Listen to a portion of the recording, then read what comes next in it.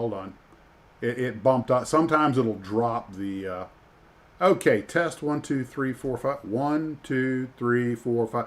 It sometimes it jumps out from the microphone, and just the computer just randomly selects some other sound source. So it'll take about 20 seconds for people to hear us and tell us if they're hearing us now. Um, you can't. It's like the launching a Saturn V. You can test every system individually, but it's not until you launch the rocket that you know they all work together. Okay, sounds good. All right, Yep. from the top. Guys, Max Right. and Max's Models, welcome aboard. I'd like to introduce Mr. David Orr from down in New Zealand. And David, if you would tell us about yourself. Yep. As I was saying in lip reading style before, I'm definitely not a professional modeler, but I'm just an enthusiast who does his best to work in a small space on my desk where I usually do my office work as well. Um, Potter around with different styles of kits, mainly aircraft and cars, but with a few tanks and ships thrown in depending on what comes my way. Yeah, so struggling along down here in New Zealand trying to get hold of stock, which is always good fun. You hear that, Paul? Paul's with Paul Adams. And you guys aren't that far apart, I don't think. Paul there. Hi, Paul. Nice to actually talk to him, sort of. You guys have to hook up at some time at some point. So I was one of the reasons, David, I asked you to come here is not only do you always present excellent bills that we're going to look at in a bit, but you always put information on the cards. So was that just something you just decided to do, or something you had a habit of doing? Yeah, as I said to you before, that was mainly because I've been looking at the viewers' builds, which are always, I kind of hang out for the viewers' builds every month because they're good fun to look at, good to see, see what kind of things people are building, and especially seeing a lot of the really old kits being built. It's kind of a little thing of mine that I think the model should be built, not stuck on a shelf somewhere. If you want to collect them, fine, but I'm not collecting models, I'm collecting things to build. Sometimes you see a beautiful model on there and might be an obscure plane that you don't know what it is. So it's kind of nice to have even if it's only got the box in the background, so you can see what brand it is, what scale it is, and what the actual kit, what it's actually a model of. So I thought, I'll just stick that on mine and just, and then put a few little details of, things that were really good or really bad about the kit, problems that I had with them and things like that. I think those are great little factoids. I also appreciate that you put a nice contrasting background for your photographs, so everything shows up clearly. Yeah, I was kind of doing them on my kitchen bench to start with, and it's kind of grey on the bottom and then white tiles in the background, and the camera's going crazy trying to figure out what to adjust, all the exposure to. So I started off just with this bit of like art paper sort of stuff, but I just couldn't get a big enough piece for that, so I ended up having to have two of them overlap, and then you get this big ugly join up the middle. And, the big 1/32 planes on you couldn't fit them on there without getting half of the kitchen in the shot. My wife frequented, before it closed recently, a company called Joann's, which is a craft and fabric store, and I wound up buying about 3 big pieces of cheap cloth that were various colors, and I would just pin them up on the wall, and they wound up making these great until we moved, and but for a long time I was like, these make great photos, and then now I'm in the shed, I have more room than ever and none at all. I came up with an elaborate contraption of a big roll of sort of like a canvasy material. It's kind of a waterproof, not particularly thick, but it's kind of a canvasy sort of fabric, which is the kind of dark grey one that I use in my new ones. And then that's on a big stick, and then I've got a couple of little stands that sit on either side of the table, and I clamp those to the bench to stop them falling over, and then this thing sits on top, and then I can just kind of roll it down like a projector screen, and it overlaps the front of the table so that you don't get any of the table. Yep, that always helps. Now, before we get into I've got all the models lined up to queued up here. Before we get into that, a couple of quick, usual kind of trivia questions of sort. What would you say is your favorite or one of your favorite kit model companies? Definitely Airfix, because being born in England myself, so we've got a bit of a connection to the company. started off, but my very first kit wasn't an Airfix. It was actually a New Zealand-made Panda kit set. Well, Paul and I have been talking about Panda. We've been trying to get information on that company. It's very hard to find. It's very difficult. You can't find pictures of the things anywhere apart from one or two. I did find one of the Fuji kit, I think, which is the one that my one was actually based on. I'm pretty sure it actually had the same picture on the box. But I'm not sure because it was 1974 and my memory's not that good anymore. So, for those who have not but then most of the rest of the kits that I started building back in those days were either Airfix or Matchbox. The Matchbox ones I just absolutely loved the Matchbox kits. They were fantastic. Did you get many Aurora UK kits down there? Or Yeah, there were a few. I was actually making a list of all the kits that I built when I was young. There's about 45 of them or something like that. And they're mostly a mixture of Airfix and Matchbox, but one or two Frogs, I think a couple of Auroras that I built, but I'm not quite sure which ones were which now. Speaking of Frog, if anyone happens to come across that 124 scale Frog Bloodhound missile, let me know. Apparently, that has become a Holy Grail kit. I didn't even know it existed a week ago, and now it's one of my Holy Grail kits, and they're running 1,200 pounds. And I was like, I don't want one that bad, but... So, are there any companies you try to avoid? Not really, no. I mean, I built plenty of a few old Revell ones that were covered in rivets and, poorly fitting and all sorts of things like that. And, but they still turn out into decent models in the end. I wouldn't say there's any that I really avoid. Okay. I kind of stick to these days. I mean, I've got a few brand new Airfix ones, like the latest Sept Jaguar, which is a pretty amazing kit. Well, that'll be a couple of years before I get around to building that one. But I haven't actually built any of the new Airfix ones lately, apart from the only one I've built in the last 20 years is the little vintage classic, which was my first kit build, which is in the latest video. So, well, speaking of your kit builds, we'll throw the first one up here. This is the Defunct Bhutan. The car? Yeah, that one's actually an old Japanese kit. It's a Midori. Oh, it's a Midori. Midori. It's probably a repop of an Aurora or something like that anyway. Almost looks like one of the old Revell Highwayman or Highway Pioneers or something. Yeah, it's a 1/16 scale, so it's a bit bigger than one of those Revell ones were. Yeah, given all the other stuff you showed, did you make that base for it?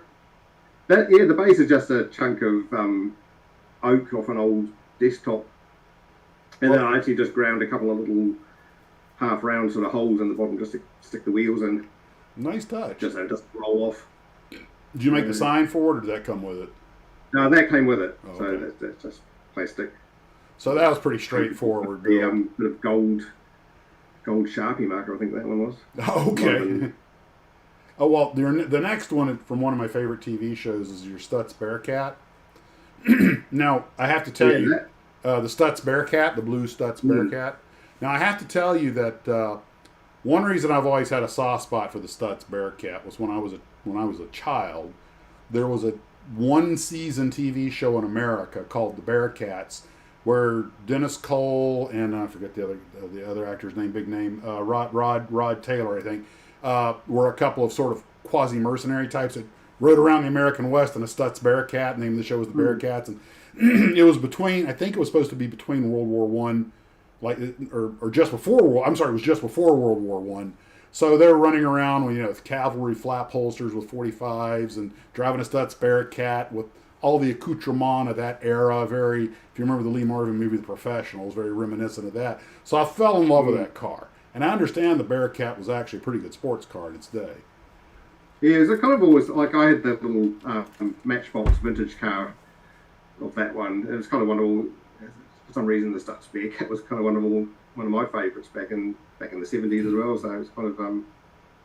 But then my dad had got that one somewhere. I think he bought that one here. That one, that was bought here because that one was actually made in New Zealand. Oh, that one was made in New Zealand. But that one is this a Matchbox kit? No, it's an Aurora. Aurora. I had the little die-cast Matchbox. Oh, okay. Bearcat. I've still got it actually. It's sitting in the box in the cupboard, waiting to come back out onto the shelves. So, but yeah, so that was an Aurora. That one was very, very flashy. Mm-hmm. But once you got the flash off it was quite a nice kit. It all fit together pretty nicely. And What scale is that? that's a 160. It's the same as that. Oh, The okay. Neon. Beautiful paint job. It's quite a big kit. Huh? It's, where is it? Well, that's a beautiful paint job. Did you do anything special? Or? Oh, it's hiding behind a tram.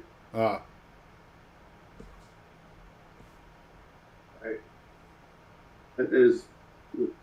Oh, there it is. Okay, yeah. Now a decent size. The paint job on that's really nice. What did you do to paint it? The paint's all that's all done with the SMS lacquers. Okay. I do most of my stuff these days. I just use the SMS. So with an airbrush or? Yeah, all airbrush. Yeah. Oh, okay. All right. I try and avoid any brush painting if I can. Yeah, me too. Obviously, you have to, but the vast majority of things. I mean, all the little, the little chrome bits on the wheels are all hand painted, obviously, but pretty much everything else is airbrushed. I tend to paint all my bits off, separate, and then. Yeah, I tend to pre-paint as much as I can. Yeah. In fact, I try to come up with a painting together and paint it because it just becomes too much of a mission. I try to come up with a painting plan, trying to figure out what order so I don't wind up detailing something that I later have to airbrush over. Do I do this bit first or that bit? And I try to minimize masking as much as I can because I'm always pulling paint off the car or the plane. I think masking is probably my least favorite part of building a model. Yeah, me too. Now this Alpha, what can you tell me about that? Well, that's the beast that kind of re-kick-started my modelling career. Okay. So that's a poker. Okay, that's a poker. All right. So all the cables and everything came with it? Massive beast of a thing, which is, I mean, you can see the size of it there. It's just on that shelf there. It's about 450 millimeters long, I think. Jeez. It's a big old beast. It's very heavy because it's got a lot of metal parts in it. Now, is that more? It's all plastic apart from the little wee, you can see a few metal bits on there. Well, is that more? Would you say that's more of an assembly kit than a glue kit? It's half and half. Some of it's glued, and there's a lot of bits that are basically just screwed together, and nuts and bolts, and as I said, the wire wheels are individual spokes, and the tiny little nipples where the spoke goes into the rim are all separate parts. And it's got 6 wheels on it as well because it's got two on the back. I keep expecting to see Tony Curtis chasing Jack Lemmon around in it. If you've ever seen. It's a nice model, but some of the fit wasn't the best. Oh, really? And like the body needed an awful lot of scraping and sanding and filling, and there's a lot of mucking around trying to get that nice. But it's not bad. But no, I mean, from here it looks great. Otherwise, like the sort of shroud around the radiator, there's kind of a big gap there because it just will not go back far enough to actually fit properly. Oh.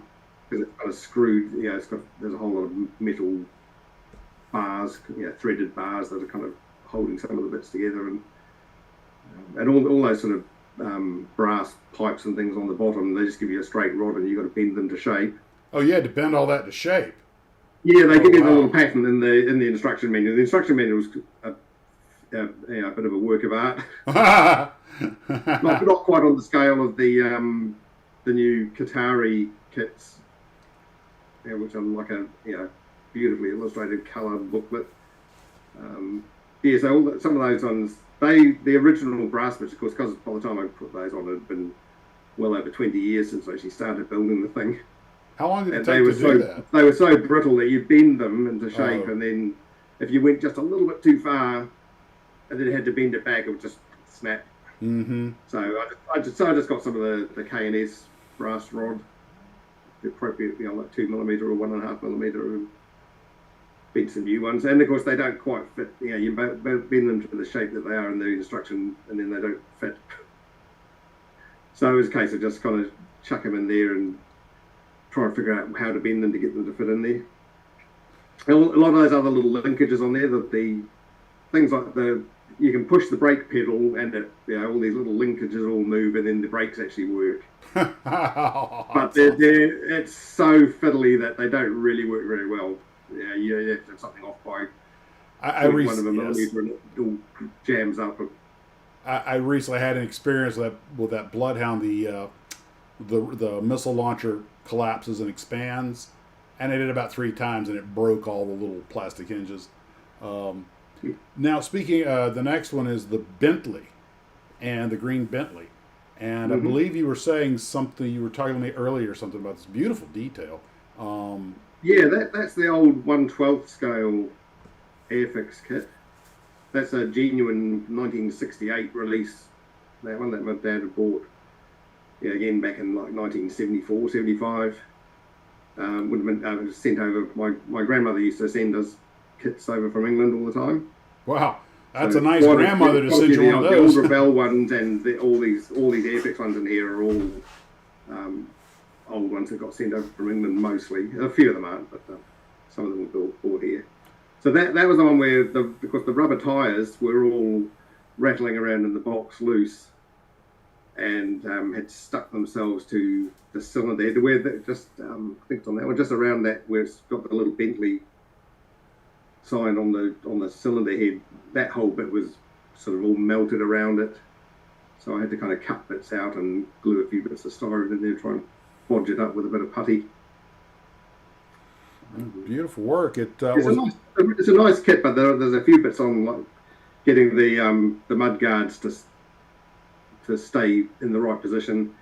They're basically held on by the tiniest little bit of glue in a tiny little hole stuck to the body, and so it doesn't really fit in very well. Aggravation. I added the wires to that one, and then built the little lugs where the wires are screwed onto the spark plugs. My aggravation with kits like this with the exposed fenders has often been they have, and same with some trucks like the semis. The cabs have these tiny little mounting parts for these big parts. Yeah, that's exactly what that was like. I had to kind of wedge bits of tissues in there between the wheels and the mud flaps, mud guards, to try and hold them in place while the glue's set. And you only had to look at it the wrong way and they'd fall off. Have you ever used any of that UV reactive glue? You put the glue on and you hit it with the UV light. Yeah, I assembled a little pile of like some of my favourite tools, and absolute number one favourite tool in my entire range is that little bottle of UV glue. I've never used it, but I was just watching the modeling muse do it, and I was kind of like, okay, I got to get some of that because I am not known for my patience. I got that building the Cutty Sark because I just could not get the rigging to stay anywhere that you put it. You know what? I'm trying to use CA glue to glue things on. I mean, my experience with CA glue is that it'll glue any 2 parts in the universe together except for the 2 parts that you want to glue together. Amen. Here's Ken. And usually including your fingers in that mix. Oh, no, I have noticed that always adheres to your fingers better than anything else. Hey, Ken. Hey. And as you know, Steve won't be with us.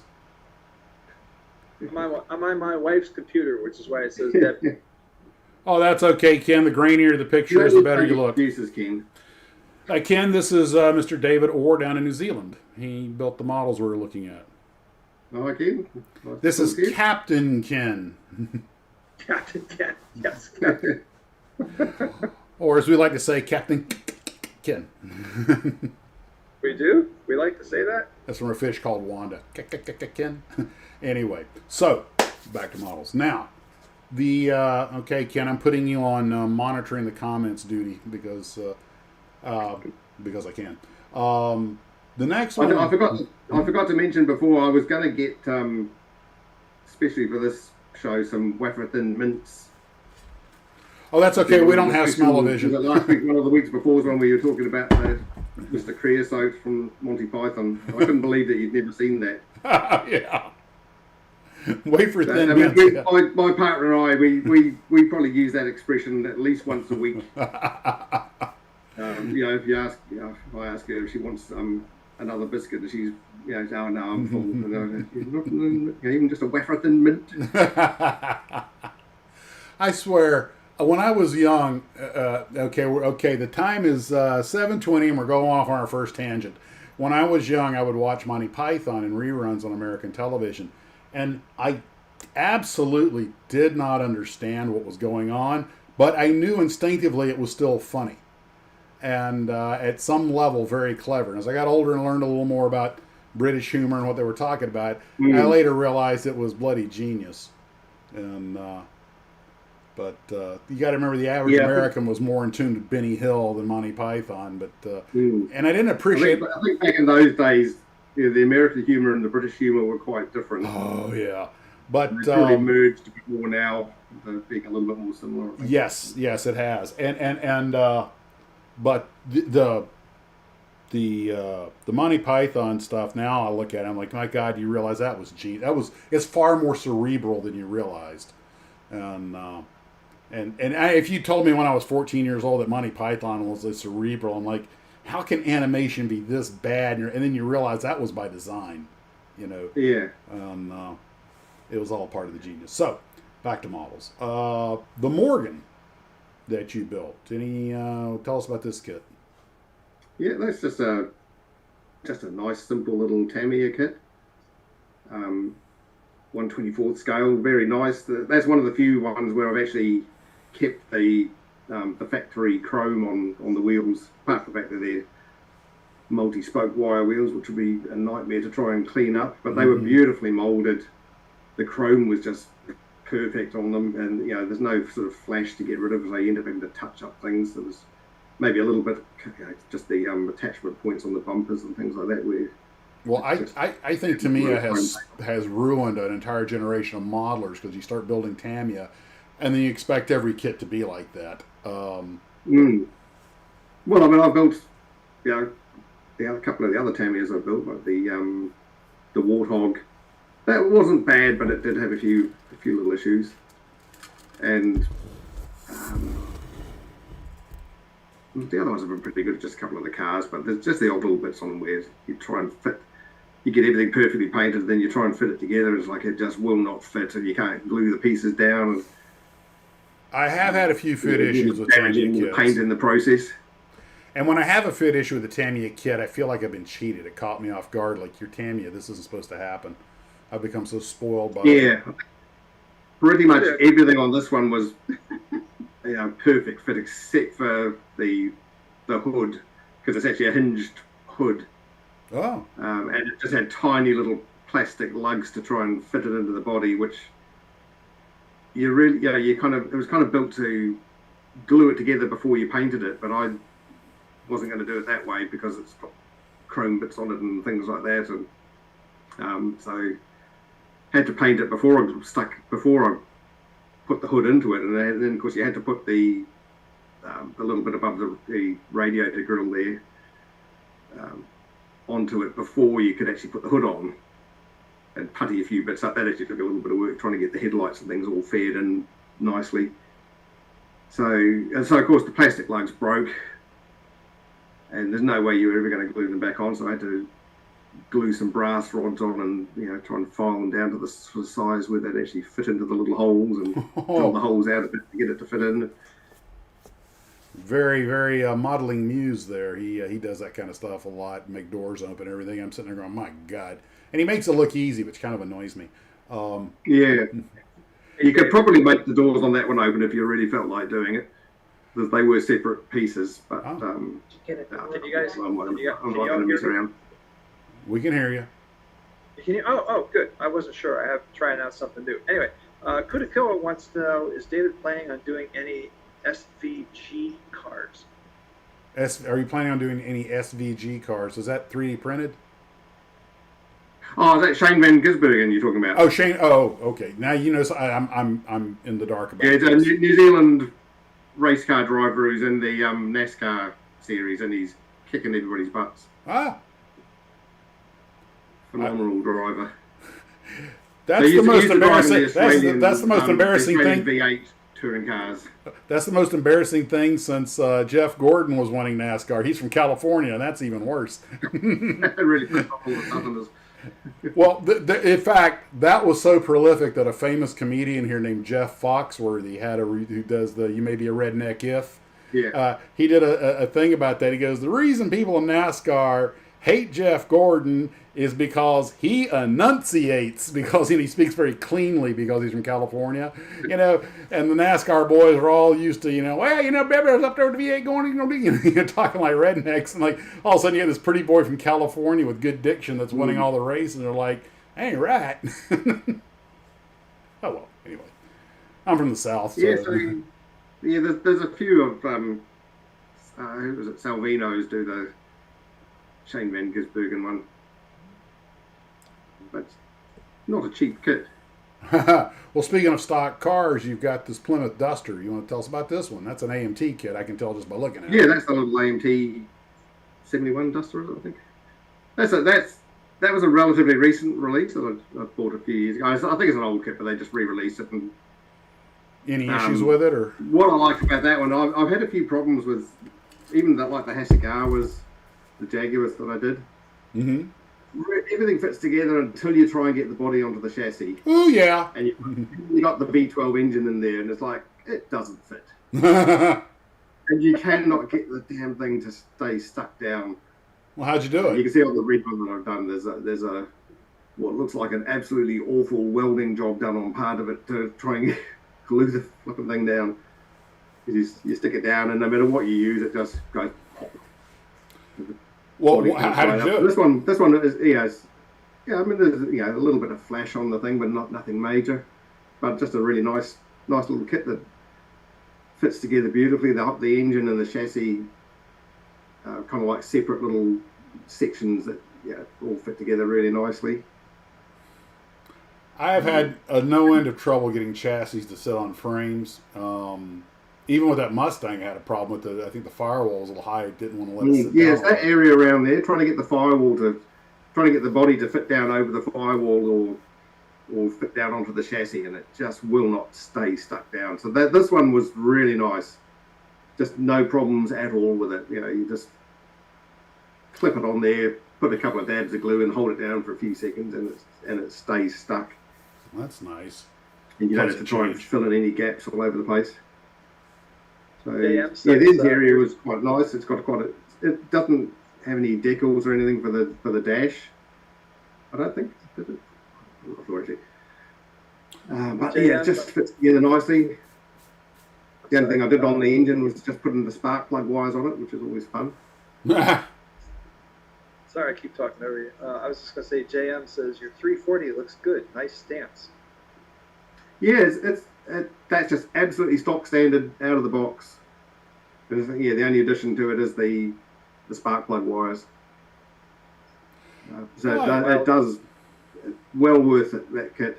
And as you can see, after I'd got it, I realised, that's actually the kit the car that's on the cover of the Cars Heartbeat City album. Yeah. So of course I had to do it in the green as close as I could sort of find to the green that was on that car. It's hard to find a good metal flake that scales out right. Yeah, that's another SMS paint. Can't remember what it's called now, something or other green.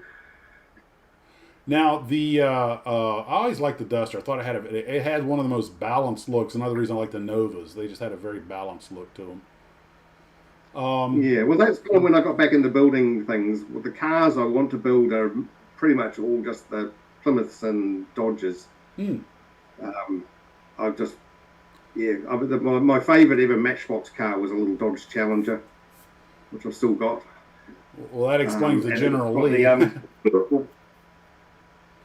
had to buy that little one there in the special USPS tin. That's my dream car, is a nice purple Dodge Challenger. Where'd they go? I tried to win one in a lottery here last year, but by the time I got around to going to buy the ticket, they'd all been sold. So, so currently trying to win a Plymouth Barracuda instead. Well, which is worth $250,000 over here. Oh well, I was at a gas station a couple of years ago going to work, and guy came up in a not the It was the Daytona, the one oh god, I'm brain farting on this. You know they've got the green Bumblebee, the Mm. oh god, I The can't road, believe the Roadrunner, or no, but it's made on a Roadrunner. It's the yeah, Super Bee, yeah. Super Bee. There's the Super B. Well, And they got the Dodge answer to that, which was what, the Dodge Daytona, Mm. and the guy had one of the guys Wow. gassing it up, and I walked up and talked to him, and there are more differences in those two cars than people realize. They are not identical. And I was like, interesting being out here in $1 million car. He goes, $500,000. This one hadn't got the Hemi, and I was like, if I had a $500,000 car, I would not have it at the local racetrack, which is the name of the gas station. I would not have it at a local convenience store gassing it up. I'd be afraid of getting a scratch on it. But Yeah, well, that's the only problem I've got is that I used to have a Jaguar XJ6, like early '90s model, which was a beautiful car, but just started to get a little bit too costly to maintain bits on it. It was pretty reliable, but anytime anything did go wrong, it would be quite expensive. But it was a nice car, beautiful to drive, beautiful to look at. It was a nice Kingfisher blue colour. uh-huh. It really stood out. But I was always a Jag fan, way back from my teens, which was why I like the XJS models. I always liked the look of the Jaguars. I was always scared of the maintenance. Yeah. They're not, but depending on which ones you get. But obviously, you like the V12s. So you want to change the spark plugs on that? Okay, just take half the engine off it. Just sign a blank check and hand it to me. Yeah, it's still not as bad as having a Ferrari or something like that. Oh, God, don't get Steve started on the Ferraris.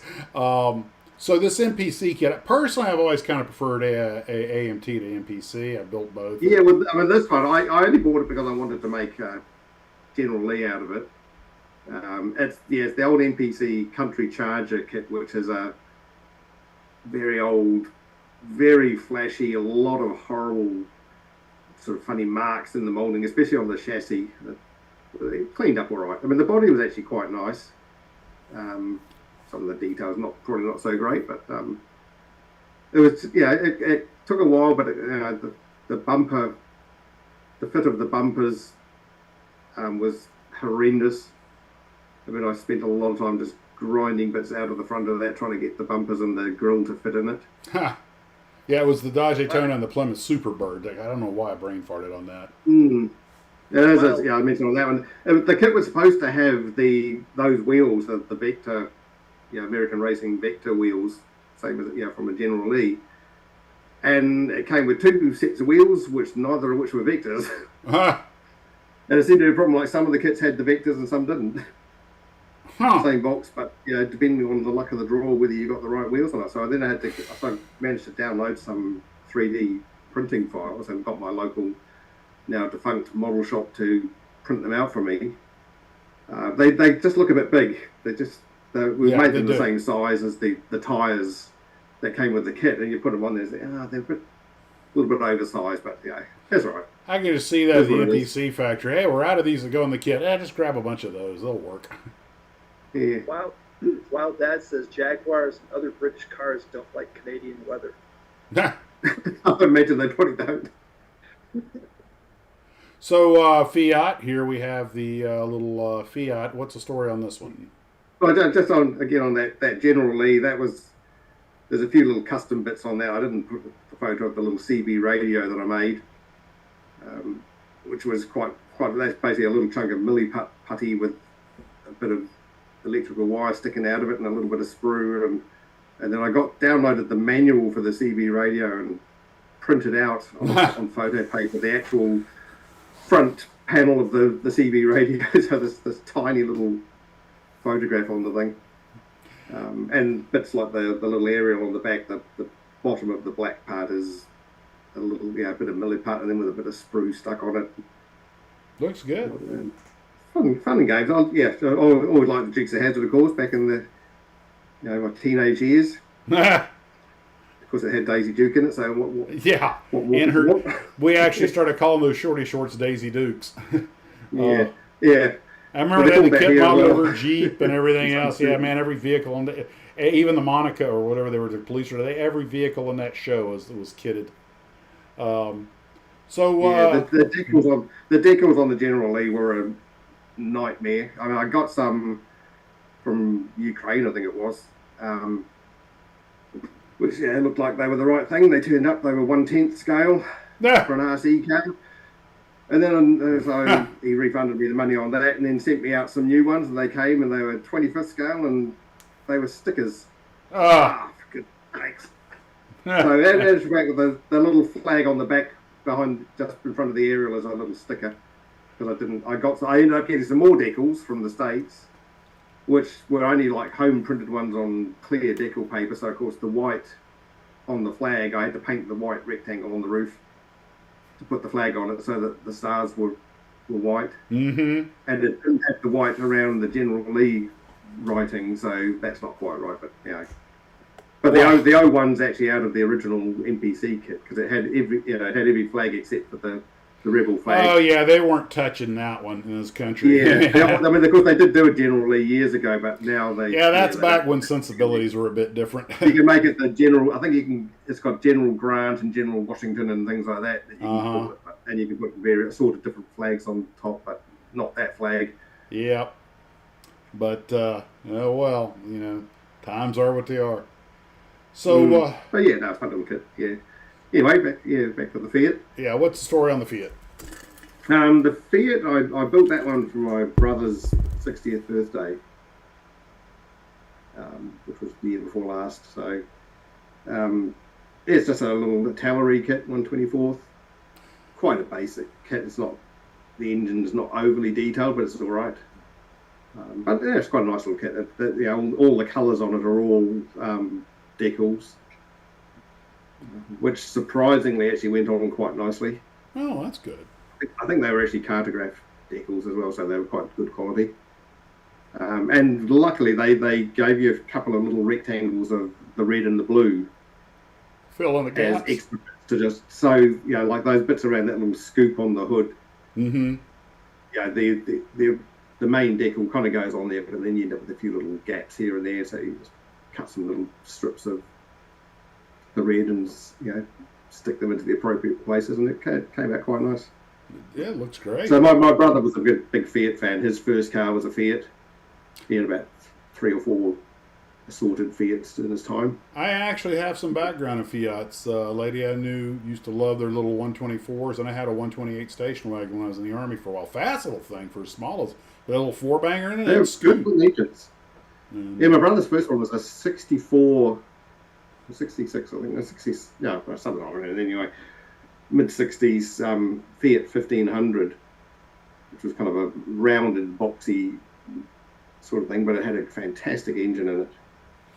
Yeah. And then he got a rusty old. Oh, that was an absolute rust box. So we spent a lot of time grinding bits out of that and bogging the hell out of it. But it looked nice when it was done. And then he had a Fiat 124 coupe. Yeah, those. Nice, I used to go to school in one every day for 2 years. Yeah, he had the 1800 cc one, which was a really nice little car. I really liked that car. I don't even remember the last time I saw a Fiat in this country. He never had a 131, but it was the only one that I could kind of get a model of relatively quickly. And then of course, I'm building that one and then driving through the nearest town to me, and there goes this orange Fiat 131 driving the other way. We have a joke. I like those. They're quite a nice looking car. We have a joke in America. Fiat stands for "Fix It Again, Tony." Yeah, that's pretty much the same. And then there's not many of them around here because they've all just rusted away. Oh yeah, well Well, then again, most economy cars that era would have. Yeah, exactly. Anything from the 60s and 70s from England or Europe, they're just absolute rust boxes. Now, and straight cars as well, of course. Tell me about this Airfix AFC Matador truck and the 5.5-inch gun. Yeah, well, that was. I mean, I submitted that for the first kit group build. Yep, it was in there. It's not my first kit because I couldn't get hold of that little Panda. Well, first kit or something close to it. Yeah, it's close enough. I mean, this is, it's essentially about 5 years into my modelling life, which I built. So it was just a nice little kit. It was one of the ones when I got it originally. It was in the little blister pack. The little, it's basically a little piece of cardboard with a little plastic cover on the top with all the bits in it. Not typical 1970s, early 70s Airfix kit. Just a nice little kit. And it's still, it's the original molds that they still use in the Vintage Classics range.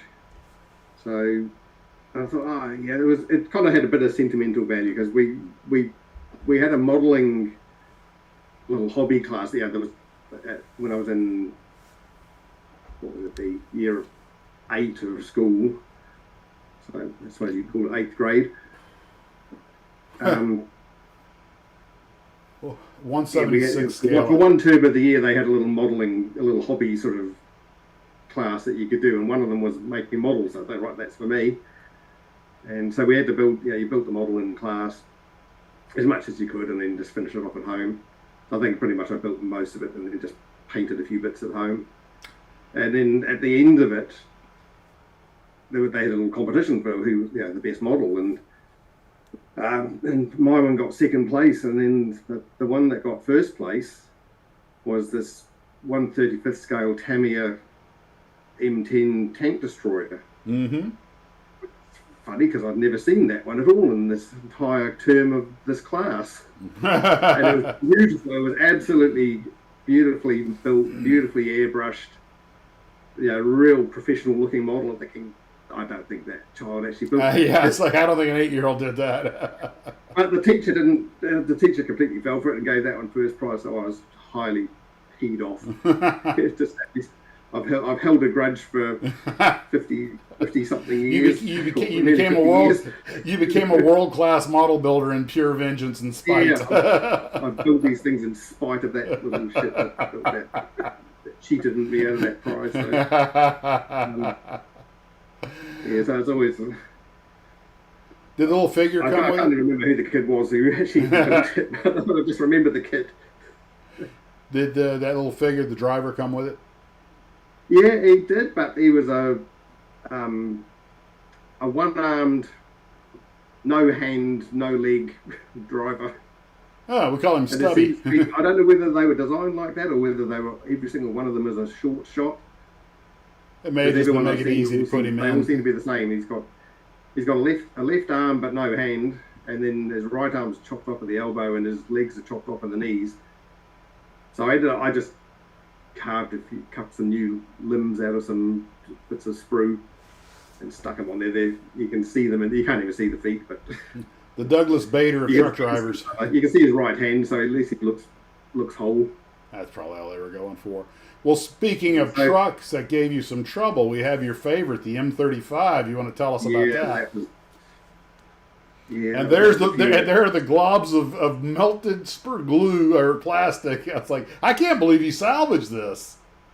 Oh, well, I almost didn't. I kind of got it out and I started looking at it thinking, I'm not sure I can be bothered trying to fix this thing. So shall I just shovel it straight into the bin now? And then I thought, it's been sitting up in my dad's closet for probably 45, 48 years or something at that point. And it's like it's got 14 rubber tires in it. I think it's quite a few anyway. 12 or 14 tires. Oh, it's an odd number because it's got one spare. And every single one of them was stuck to part of the sprue, as you can see there. They basically melted into it almost. How did they get that? Absolutely melted it, and the plastic was still soft. Does it get like really hot in your dad's attic or something? Or crappy bits off, it's soft. How did that happen? I mean, does it get like really hot up there, or how did that happen?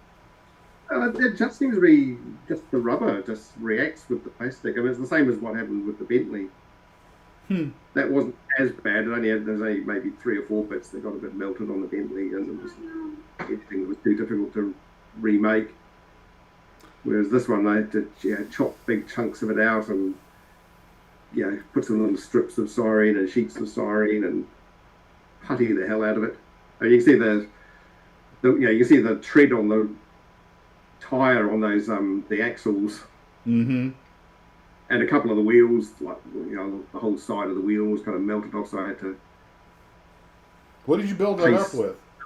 put some putty on those and then try and grind them into shape. Huh. I don't think But, most yeah, people would have done that for an old M35 The radio was truck. probably that bit on the bottom left picture there with the radio, the two halves of the radio and the steering wheel completely just melted together. I think I don't think it's so much you want to save the truck as this sounds like you just wanted to see if you could do it. Yeah, well, it was, Because that is I guarantee you 99% of modelers would have just chucked it, or they would have made the truck a burnout Hulk in a diorama. Well, I suppose that you could have made it, one that's been bombed out. That's probably what I would have done. So I had to try and extract those bits, pull the bits apart and then try and. In my case, I would. In my case, I would make the burnout truck crush, and there'd be like a big Godzilla toenail in it. Yeah, that would have done the job. And the time is 46 after, so whoever had 46. So the radio was lucky that, in actual fact, the whole front panel of the radio with all the dials and everything on it was perfectly intact. Huh. It is the back side has kind of had a little sort of like mesh on it, which was completely, you can just see a bit of it is completely melted, so I just made that flat. It's like, no, it doesn't matter. But the front was fine, so it's like, well, stick it back together, putty the hell out of it. Well, that was a great it's about 50% putty. It's what we call a Bondo Queen. Yeah, but you can see the front panel of it's perfect, and it had decals as well, so I used some bits of the decals to fill in the little screen on it, and it came out quite nice. And then they got couple of the guys in the back of it had missing hands. The heads had fallen off and the hands had broken off, and one of them had a completely missing hand. The one with the drink bottle, his hand and the drink bottle were missing. One of the guys said hi. I think they just melted. So glued them back together, made a little milliput hand for the guy and stuck it on there. I could get in real trouble telling my wife I have a milliput hand. Model, so. The whole chassis is kind of bent, but no matter what I did with that, you bend it and then it would just pop back into shape again, into the banana shape. So it's kind of got a bit of a funny stance to it, but. Oh, I don't know. I mean, it's not something that you're going to... I mean, I see what you're talking about, the slightly bowed It's not out particularly stance. noticeable, but it's, I mean, all things considered, I think it's a miracle save. That's great work.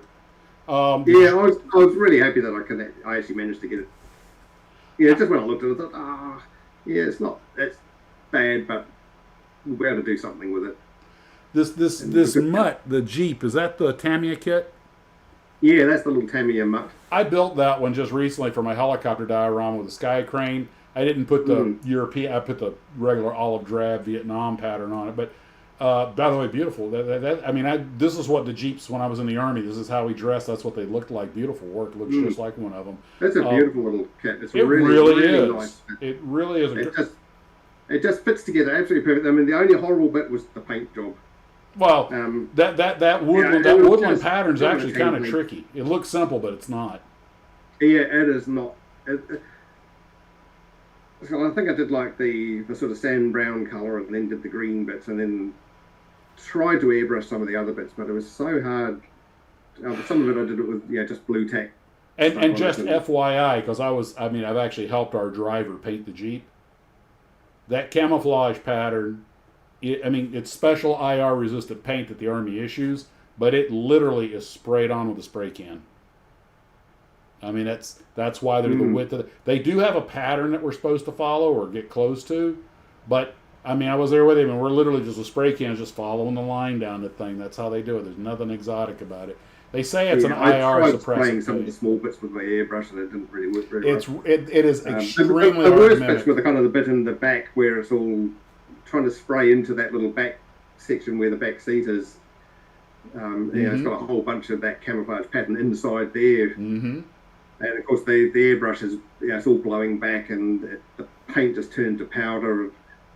Yep. It was guys are turning it down to like 6 psi and getting a millimeter away with their finest brush and everything. Yeah, it was really, and then you end up with bits that are really blotchy looking. And I say that woodland pattern is deceptively difficult to get to look right. You did a good job though.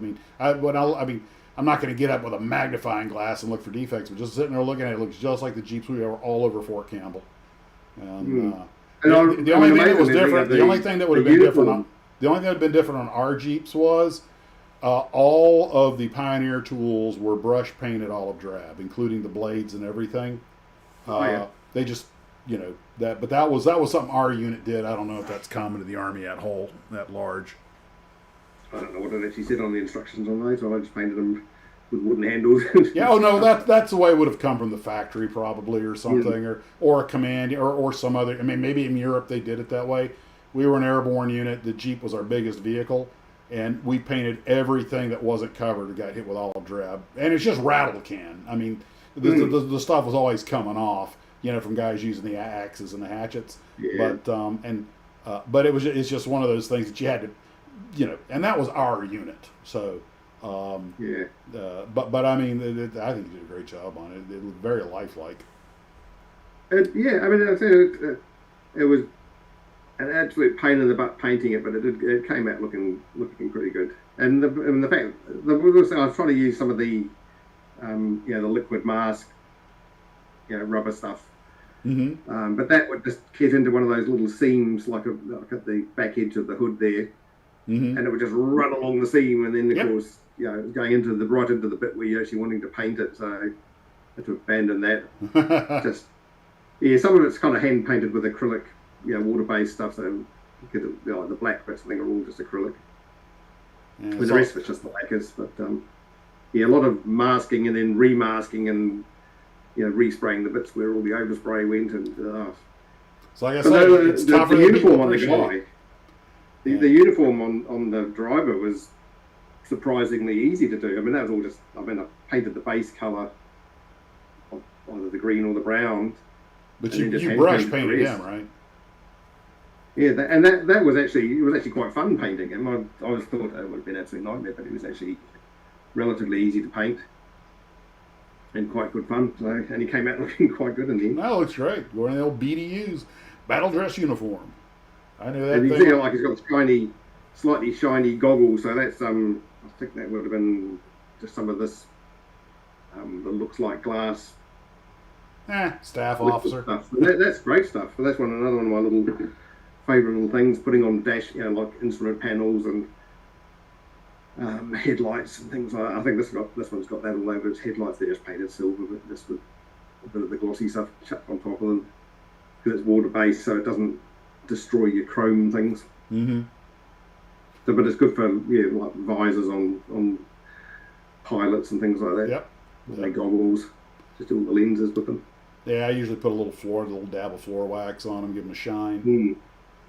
The Nissan, this is Tamiya. Mine, I think I built one of these. That was Ken, I think it was your daughter's car, the green one that I built back in the old house.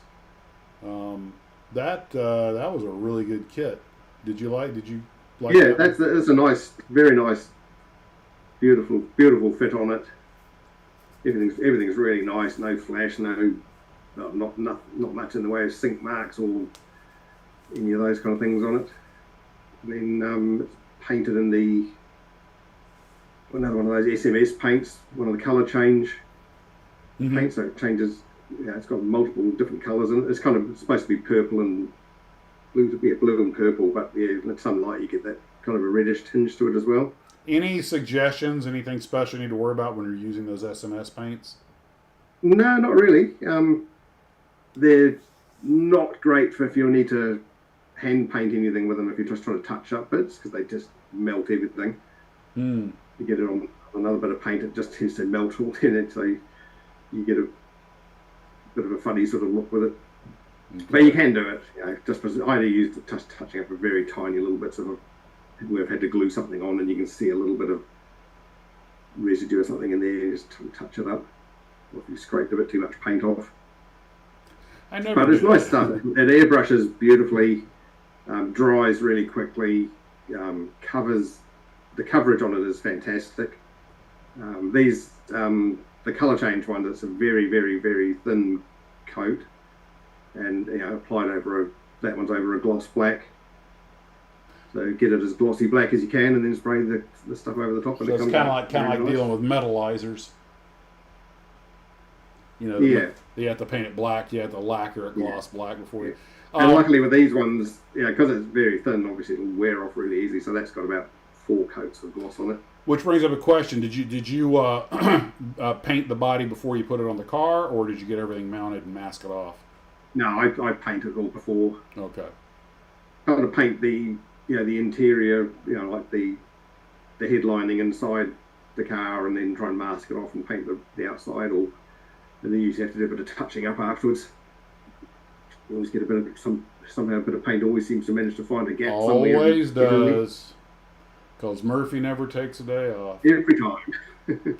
Now, tell me about this Hasegawa Jaguar XJS.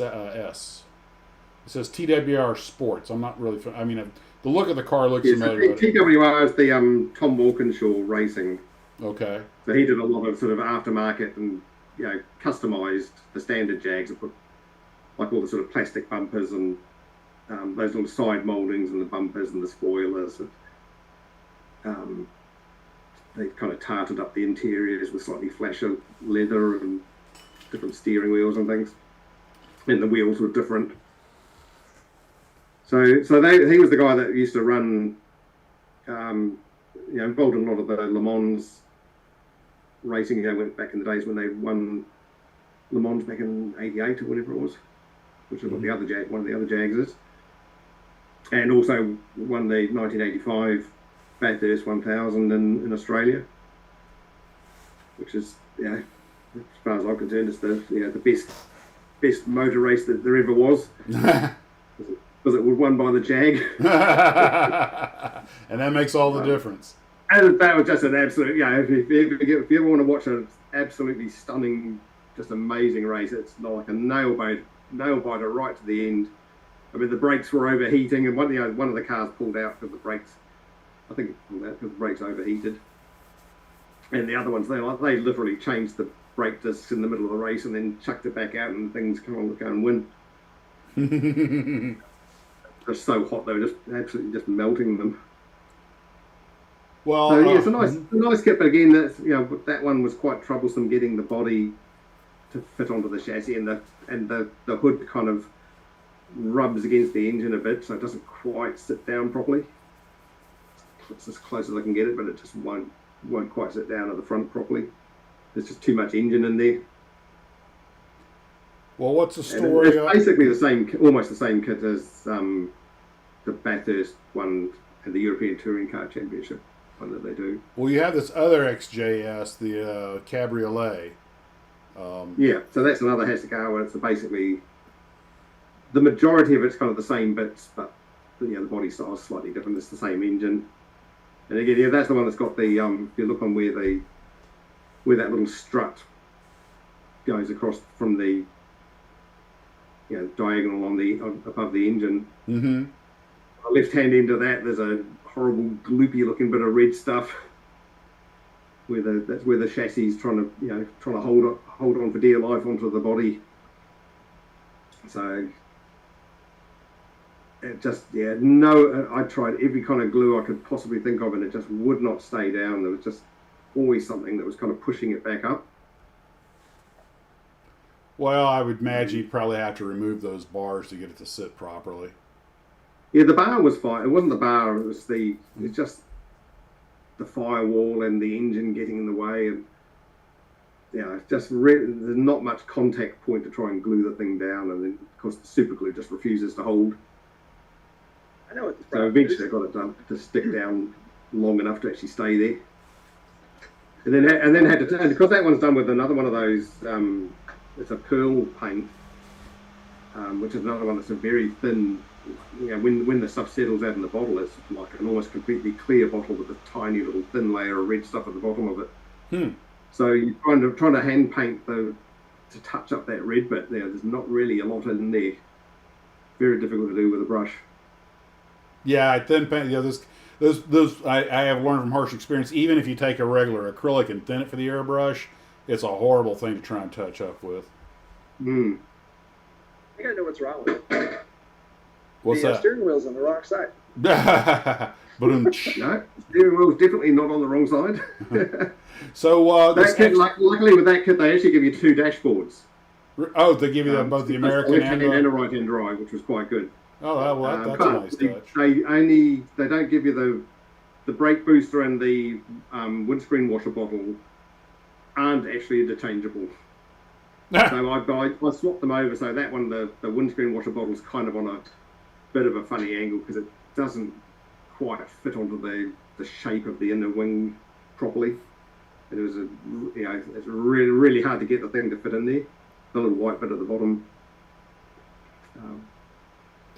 So the dash on that one was a fun one because being a Jag, it had to have a walnut dash. Ah, but of course.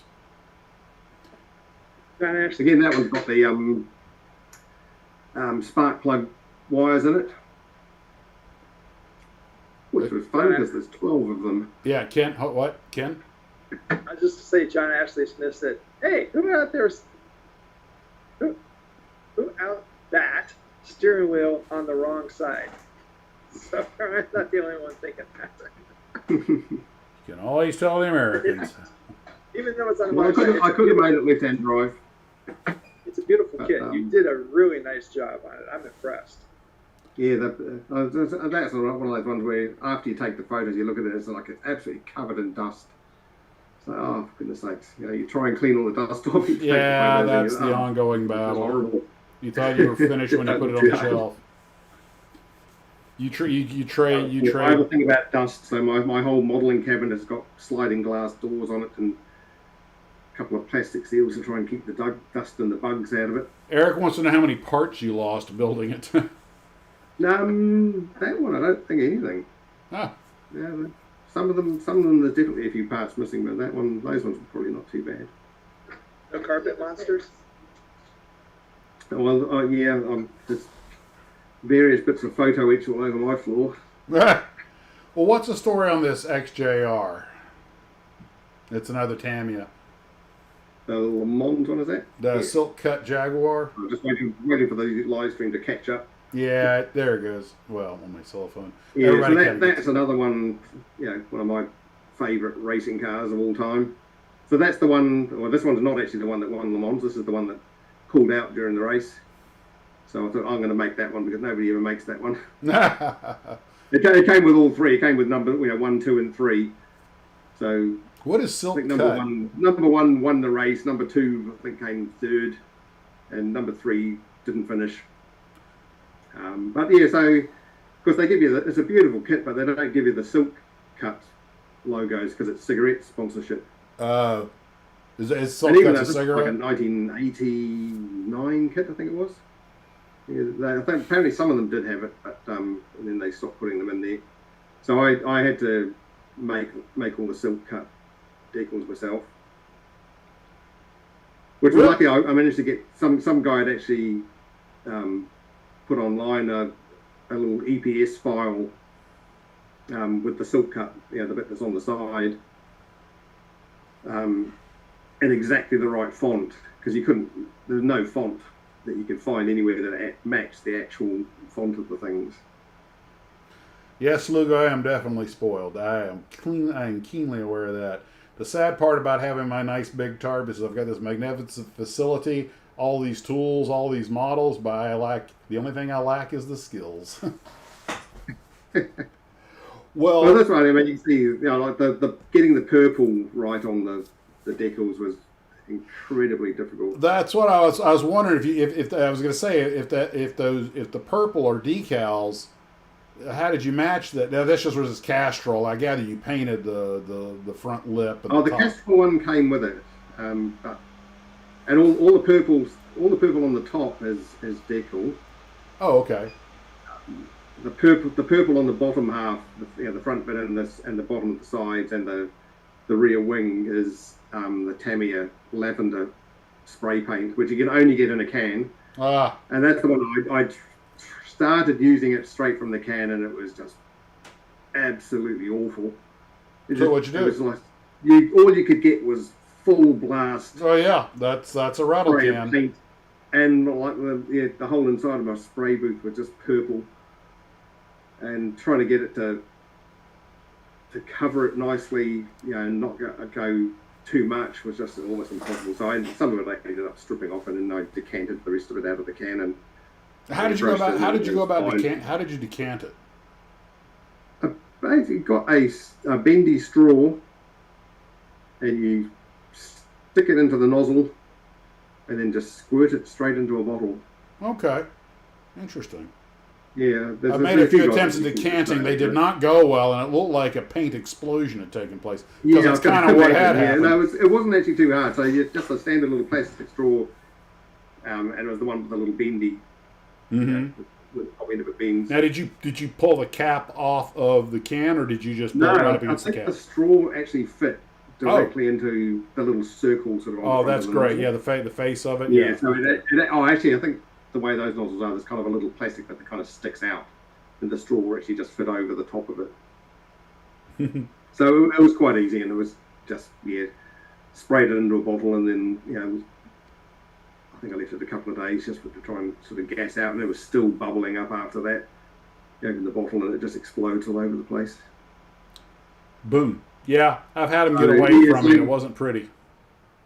Yeah. So, and luckily, because instead of the silk cut, they gave you those little purple bits. They see the little sort of 5 purple bits on the rear end of it, on the side.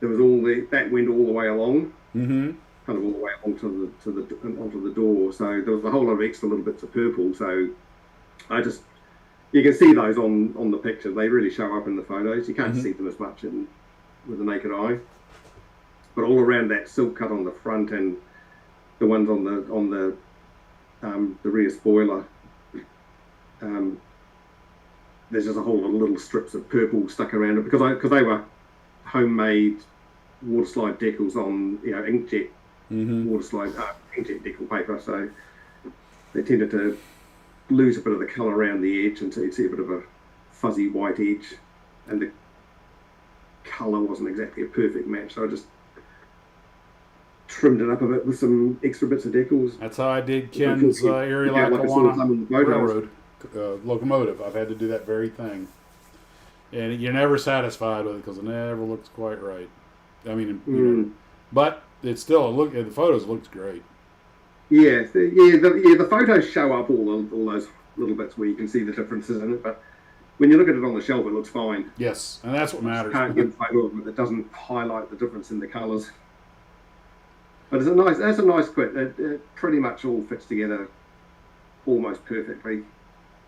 Not too many problems getting the body to fit down onto the chassis. It's got a reasonably nicely, not overly detailed engine, but not bad. And some guys go overboard and put all sorts of fancy bits all over them. Modeler's got a model. So some of the colours I did on the engine are not quite right, because you had to mix 3 different colours to get the colour of the gearbox, and I kind of used the SMS equivalent of the Tamiya paint, and it came out a completely different colour. That's why you leave the hood on it. Yep. Keep the bonnet shut, and the world will never know. The back end does come off, so you can actually see the engine.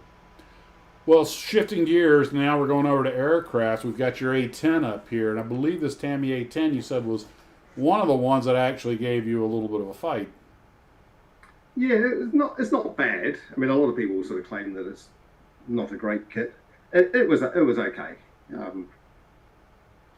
The biggest problem is probably like the seam along the fuselage, especially along the top and the bottom of it, where there's a lot of little raised panel lines. Some of them were sunken panel lines, and some of them were raised, which is kind of weird. And then there's a whole lot of other little blobs sort of sticking up that you're trying to fill in the gap, and it wasn't necessarily like 100% straight fit. As well as the gap there, the whole sort of thing's kind of sunk in a little bit like that. So you had to fill in little bits and then try and sand it off. And really irks me. You put all this putty on there, you let it hard, you sand it down, you hit it with the primer, and it's sunken again. You're like, I just filled this. You can still see the crack, and you can still see the sink mark. And you're like, I don't get it, man. What did I do wrong? Well, and it doesn't matter how much more putty you put on it. No, it's just like it's eating it. It seems to not sand the putty, but it sands the plastic around it. And it does to putty what I do to pizza. It just makes it disappear. Yeah, I've just recently just got hold of the Mr. Hobby, Mr. Surfacer 1000, and the 1500 one, which is a slightly finer one. So that's been quite good for, especially when I'm using it a lot on the Sea Harrier that I'm building for your Navy jets group build. Just little sinkholes and things like that on the fuselage where you can just dab it on with a toothpick and just fill in the hole quite easily, and it's quite fine, quite easy to sand, and you get quite a nice smooth finish out of it without having to. When you put the putty on, you always seem to end up with about 200% more putty than you actually need. It's the great putty mystery. So, what's the story on this Emile, this 109E? Yeah, that's another really old one. That's, I think, a 1972 or 73 Airfix 1/24th scale. Well, okay, so that's the big one. Set over in England. So I've just finished that one. That'll be in the next viewer's build, hopefully. Okay. I managed to get some photos taken of it. So that fought me a little bit. It was, I mean, they've just brought out the new 1/24th scale G model, which, by all accounts is a superb, just beautifully detailed kit. Compared to this one, I mean, even what detail there is there on the engine, it hasn't got the top bit on the engine, but all of that is completely hidden now because I can't take those covers off. Oh, okay. They're supposed to be removable, but they just will not. They just don't sit nicely. You're going to have to install magnets if you want to do that.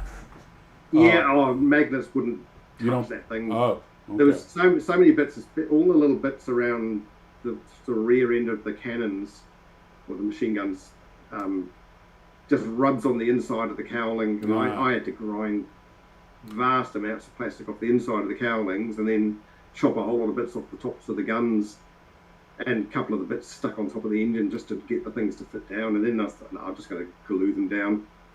Well, they just sit at wonky angles and look horrible. That's sad. That whole front is really the only problem on that whole kit was that whole front, from sort of like the front of the canopy forwards, was just horrible. But the rest of it was fine. It fit nicely, and not too many seams. So if you don't, so basically you're saying just leave the guns off of it, and it'll fit easier. Yeah, well, it's got the guns in there, but you could leave the gun. Maybe just leave the barrel. Put the barrels in, yeah. Mm-hmm. Well, one thing, if you're going to take the cowling off, you want all that detail there, but then the detail just stops the cowling from fitting on. It's just... Yeah, I honestly would probably just not put all that stuff in there, just because if I was going to put all that detail on there, I'd put the cowling beside it. If I'm going to put the cowling on it, I'm not going to. That's the other option, just leave everything off it all the time. Which probably what they intended. I like the look of it with the cowlings on. It would be nice if you could take them off, but. Well, the thing I really like about this particular photo of him, the close-up of him in the cockpit, is it scaled out well. It helps you appreciate how small that fighter is, and when you wedge yourself in there, I mean, it's just the cockpit comes up to your shoulder, and your head is basically in a fish tank. Spitfire isn't any better, except it's got the side door. Like the same with the other Revell ones. Especially the Hurricane and the Spitfire, you had to put the pilot in before you glued the fuselage together because there was no way you could get them in afterwards. They just would not. I tried to think because I want to, because I've spent all that time painting it, and then of course you're going to have to mask the hell out of it to try and stop it getting covered in paint. Mm-hmm. And I'm still trying to sand all the fuselage seams and everything else, and get this putty going in all directions and dust everywhere. Mm-hmm. Just doing that earlier today on that Corsair. Sorry, what was that? I was just doing that earlier today on that Revell Corsair, and I hit it with the first blast of navy blue paint. Like, nope, got to go back and putty it some more. Big old seam still showing. Yeah, I mean, and this I eventually, because I had to put that little front windscreen on as well before I painted it. I had to do the same thing, to mask it and put it in place. But there was a not a particularly great fit between that and the cowling, so that needed a little bit of puttying and scraping to try and get it to fit in there properly. And it would have been an absolute mess if I'd painted it all and then tried to stick it in later. So of course then I had all the inside of the windscreen all taped up to try and stop any of that overspray from sneaking in there and messing it all up. Mm-hmm. and then one of them ended up kind of stuck in between the instrument panel and the cockpit of the canopy.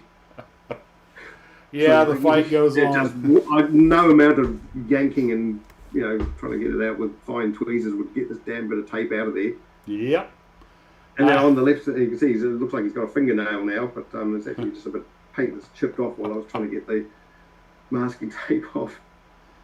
But they were a nice little pilot in that one. They're decent size, so it was quite easy to paint. Now the 148 scale Corsair, it says Hobby Boss. Yeah, that's the only Hobby Boss one I've ever built. What did you think of it?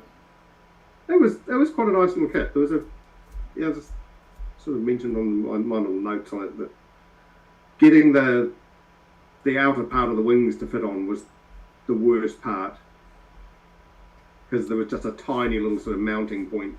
You could, it did have the option to do them, the wings up or wings down. I liked it with the wings down, but it was just I think with that, so you can see there's kind of a bit of a funny join there on the wing. Yeah, you can see it. Just doesn't quite fit in properly, but it's close enough. Every Corsair I've built that gave you the option of folding wings has had the exact same problem. And my attitude is, if you're going to do that, don't make the wings fold. Make it where the wing goes in, and then if you want it folded, you pull it out, put in a separate piece, and then snap it onto that. Don't try to make the wing mechanism actually fold. So it didn't have folding wing, but it did have different pieces that you could stick in there. But it's always hard. I had the same problem with my Revell, my monogram one. It's on the shelf. And I almost wish what they would do is just make the wing extended, and where the fold break is at, do it like forget which European company it was that made the little Heinkel jet that I made, but I think it was A model. Where the back of it, the styrene's very thin. So if you want to make a folding wing, you just trim it out and then the wing is separate. But if you want to leave it one piece down, the outside's perfectly smooth and it's securely attached. I think that they did that with their gear doors. If the kit comes with the gear doors in place, but you open up the fuselage halves, and around the gear door, the plastic is extremely thin. And you can just etch it out with an X-Acto knife perfectly, and it'll pop out, and you've got gear doors. Okay? And I decided to put mine on a stick and leave it wheels up, and I was like, that was a great idea. This RE8, this Airfix RE8 1/72nd scale. Just another little thing, just on that little Corsair,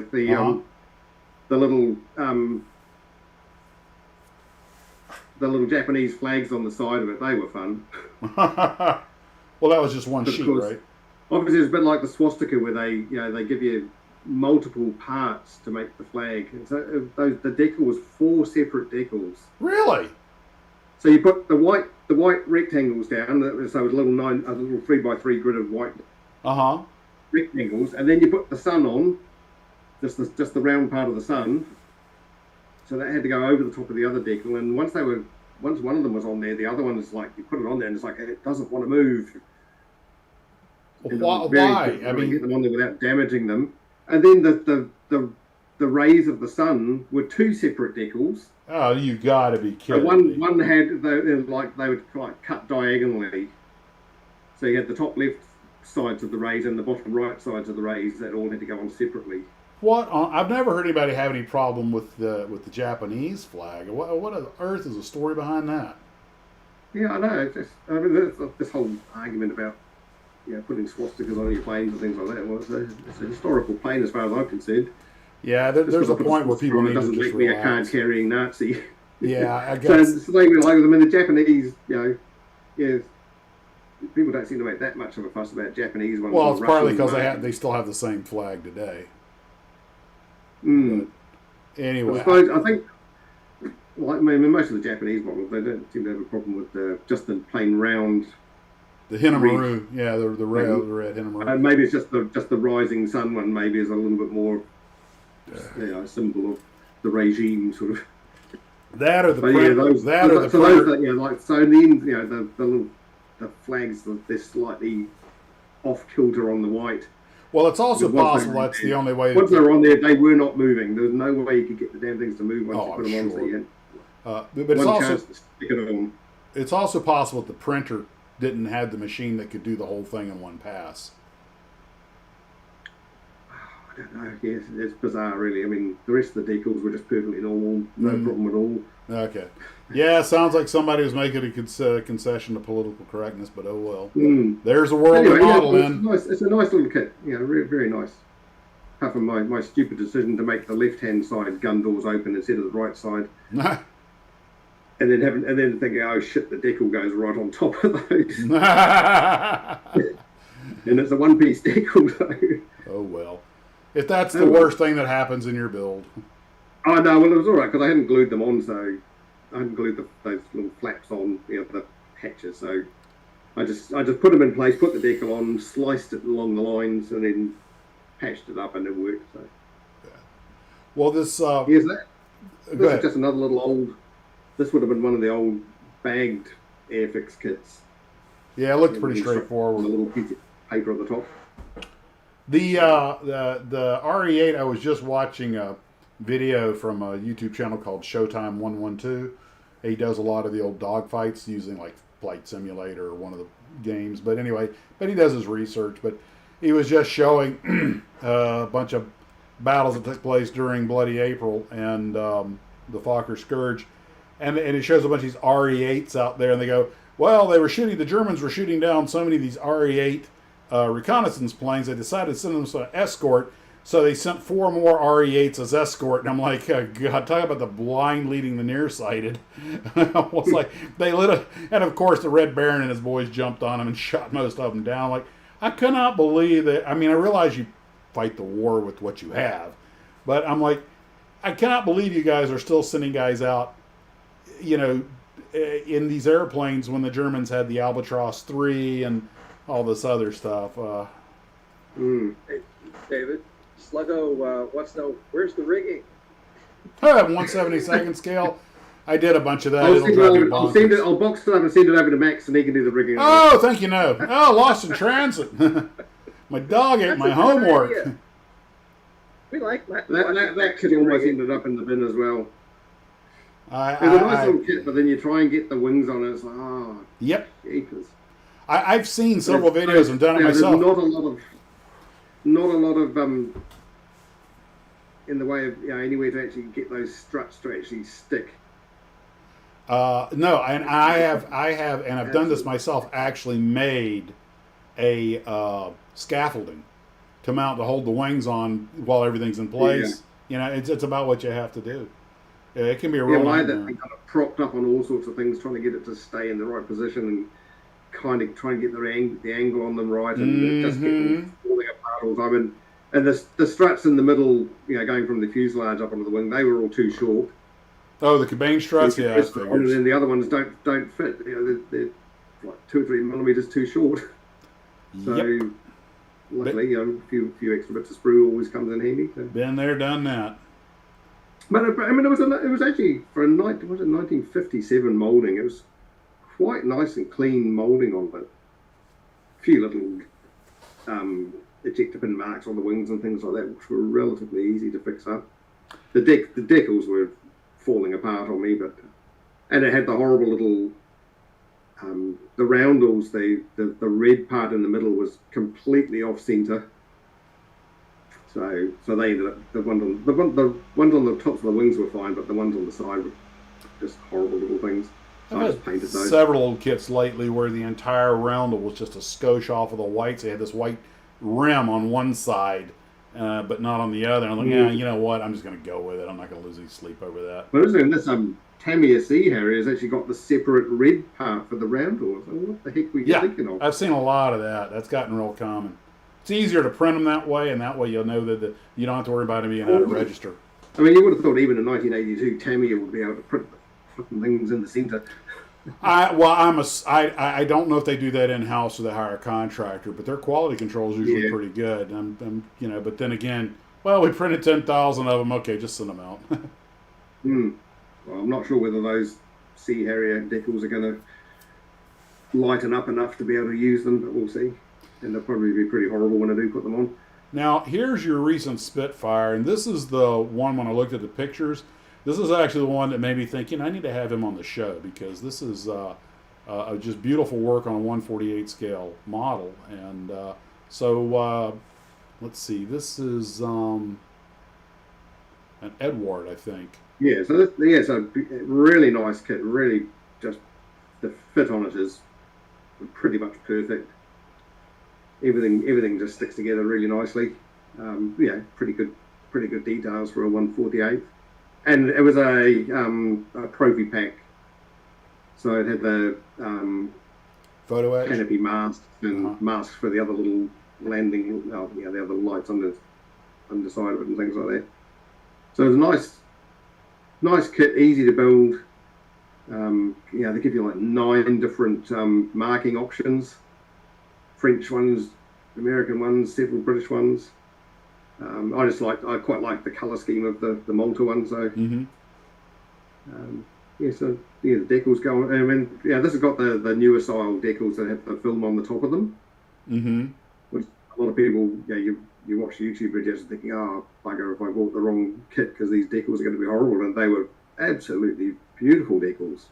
So the film's on top. I didn't take any of the film off them, and they sit nicely on there. Sink into the lines. Have you seen those videos about how people remove the film? Yeah. Well, that's pretty dicey, man. That can go bad on you real easy. Well, people try to take it off with masking tape and things like that, and you see these, like, you can't even tell that there's anything on all the stencils. And there's zero silvering. They all fit absolutely perfectly. Glad to see the technology improving. Lines on the wing there are a little bit tricky to get on, but that's just standard for those kind of things. Which ones are tricky to get on? Oh, just the little lines on the wing. Yeah. I did those recently on 1/72 scale, and it is. I got them on, but it was a near run thing for a minute. They always tear somewhere along the length of them, and you're trying to join. The thing I've learned is, and I'm sure it's common knowledge, is you got to let the big roundels completely dry and sink in, and make sure that don't try to put them on at the same time. I kind of do mine, a little bit at a time. I would like do the ones on the wings, and then I might even spray some gloss over those before I actually do the other bits, just so that I'm not touching them and ruining them before I finish doing the rest of them. They had quite a lot of stencils. You can see there's a lot of little stencils all over it. One of them I had to print my own, just one of those little M's that's on the bottom of it. I had to print a new one for that because one of them just disappeared. But I was already printing some other decals for my little tram, so I thought, I'll just whack that little M on there. It cracks me up when one of my little decals disappears, and 3 days later I found it on the back of my hand or something. But of all your beautiful models, I think this one's my personal favorite. But I have a soft spot for the Spit. Yeah, well, it's kind of it's one of the most recent ones that I've finished, where my airbrushing skills have finally improved to the point where it's not too bad. But I'm also a Spitfire. And it was just a nice kit, just no problems with it at all. It's kind of got a bit of a misty look to it, which I think was mainly the matte coat. Well, it's good. I mean, it gives it a worn, used airplane look. They and most of those Malta planes were rode hard and put away wet. Yeah, they were baked in the sun and then covered in salt spray and all sorts of things. So. Isn't that where what was it? It was Burrell, the famous ace that made his hay. Was it Buell Burrell? He was. I think that was Malta. Oh, doesn't ring a bell actually. I really kind of need to watch a few more videos or read some books about the Malta stuff because it's kind of interesting. I want to say Buell or Buell, something like that, but he was or Burrell, but he was a young guy. Well, I guess most of them were, and he did a lot of up close kills. To make the cannon rounds count. And Buerling, that was it. Thank you, Buerling. And I remember they said that when it was over, they brought him back to the UK to sort of do the bond drive, the money raising thing. And they took him off of that pretty quick because, unlike today where you have professional public relations people, they just had him go up and speak. Well, he was telling war stories the way they happened. I won't describe it here. It's out on YouTube. But he saw. I mean, he was using 20 millimeters and getting in close. He saw some pretty graphic stuff, and he relayed it to the people who were horrified. And I think, well, what do you think a 20 millimeter does to a guy when it hits him? I mean, he couldn't understand what they were so grossed out about, and so they put him back, put him back in a cockpit, and he managed to survive the war, only to get killed a few years later, flying. I think it was flying explosives into Israel, and his plane just blew up. A lot of people think a spy put a bomb on it, and well, he was flying explosives in the late 40s. My guess is the way they were handling that stuff, he didn't need a lot of help. But interesting guy, but today we would have said he was pretty PTSD'd. It's funny that the more I read these more graphic stories about these guys, I look at these beautiful airplanes, but make no mistake, these machines are designed to kill, and they were good at it too. But the Spitfire, to me, Spitfires, Mustangs, Messerschmitts, they're like sharks. They're just the most beautiful, graceful things you'll ever see in the sky, but they're deadly. Never let their beauty, beguile you from their mission. And but I think the Spitfire maybe it's the elliptic wing, but the Spitfire may be the most beautiful airplane ever made. Yeah, there's not too much doubt about that. I mean, I like a Mustang as well, but I actually kind of was always a fan of Hurricanes, even though they're a bit more chunky. I like Hurricanes the same reason I like Chevys. They're just good, solid, dependable, and they didn't put every third pilot up on his nose.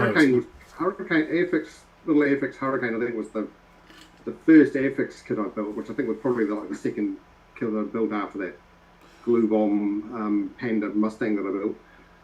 Well, I think one Hurricane pilot summed it up. The Spitfire was definitely the better dogfighter, but he said, overall we lost more Spitfires, mostly due to accidents, and because that narrow track gear. And he said that the Hurricane was like driving a Chevy versus driving a Ferrari, and he wasn't bad mouthing the Spitfire. He just said the Hurricane, you didn't sweat before landing. It had that wide track gear. It was very forgiving. They had a lot of low time pilots.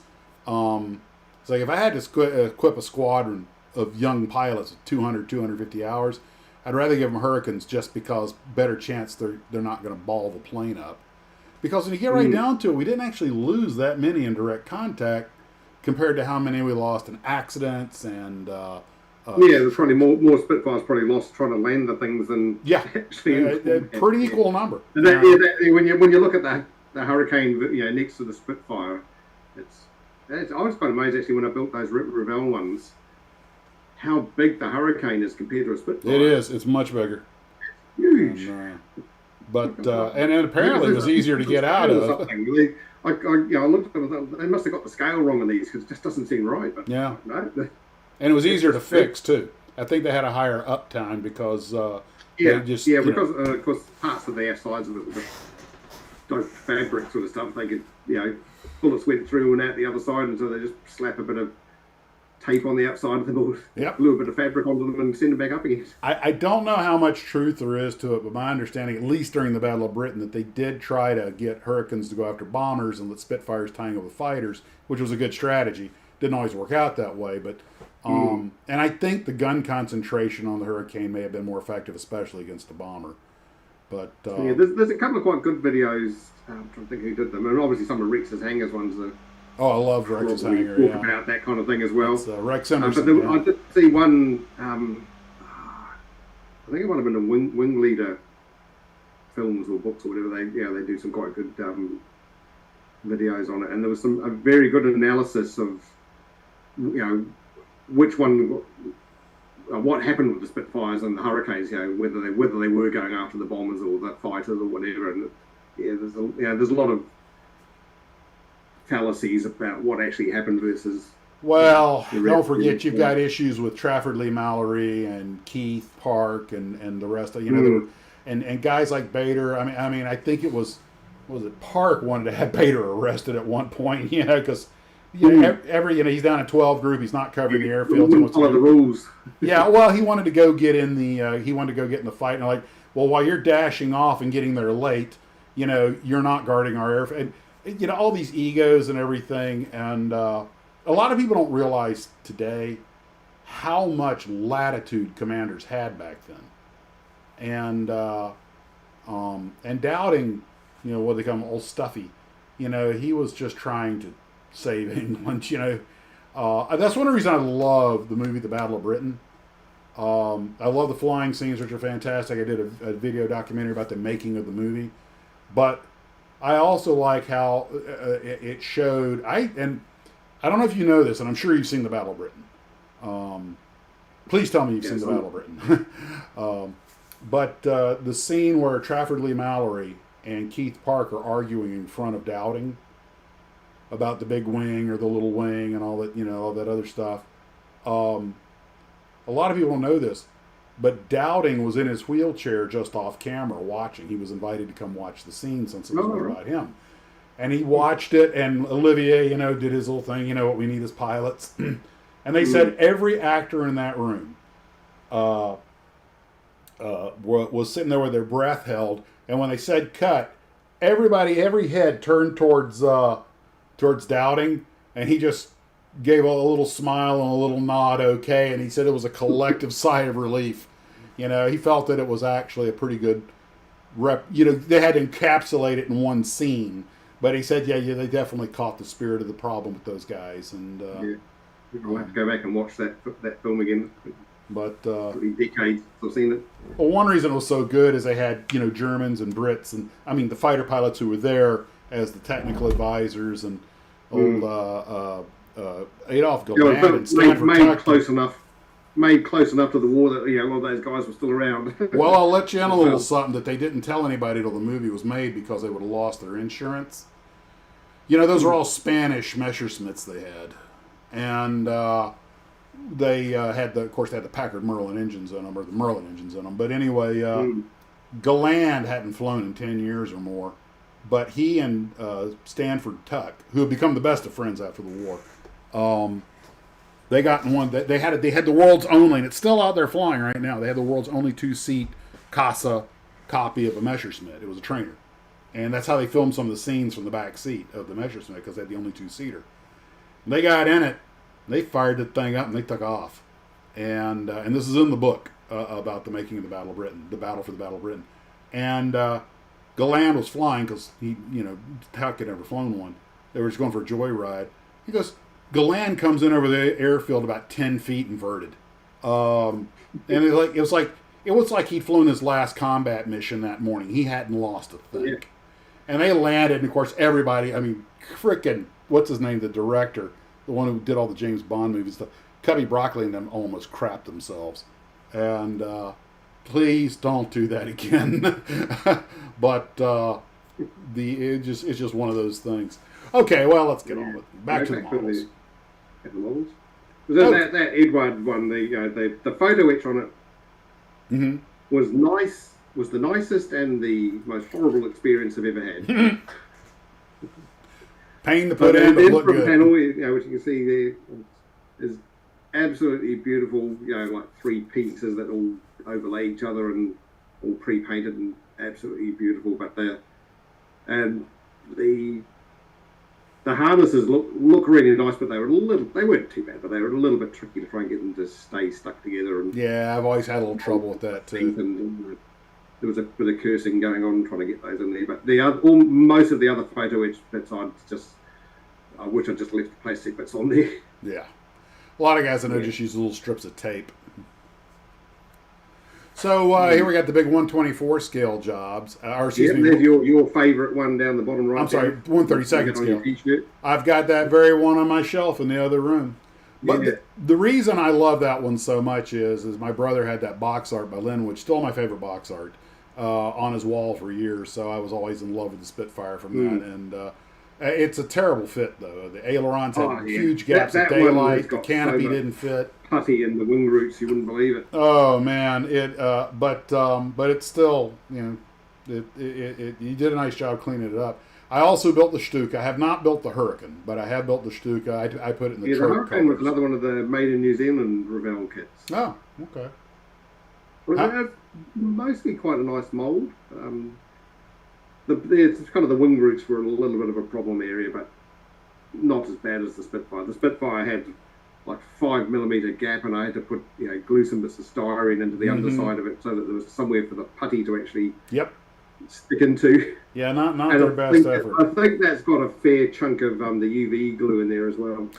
My thing is that the 1/32 scale Revell Spitfire has the world's best box art with the world's worst kit. Yeah, and that one was brittle as hell.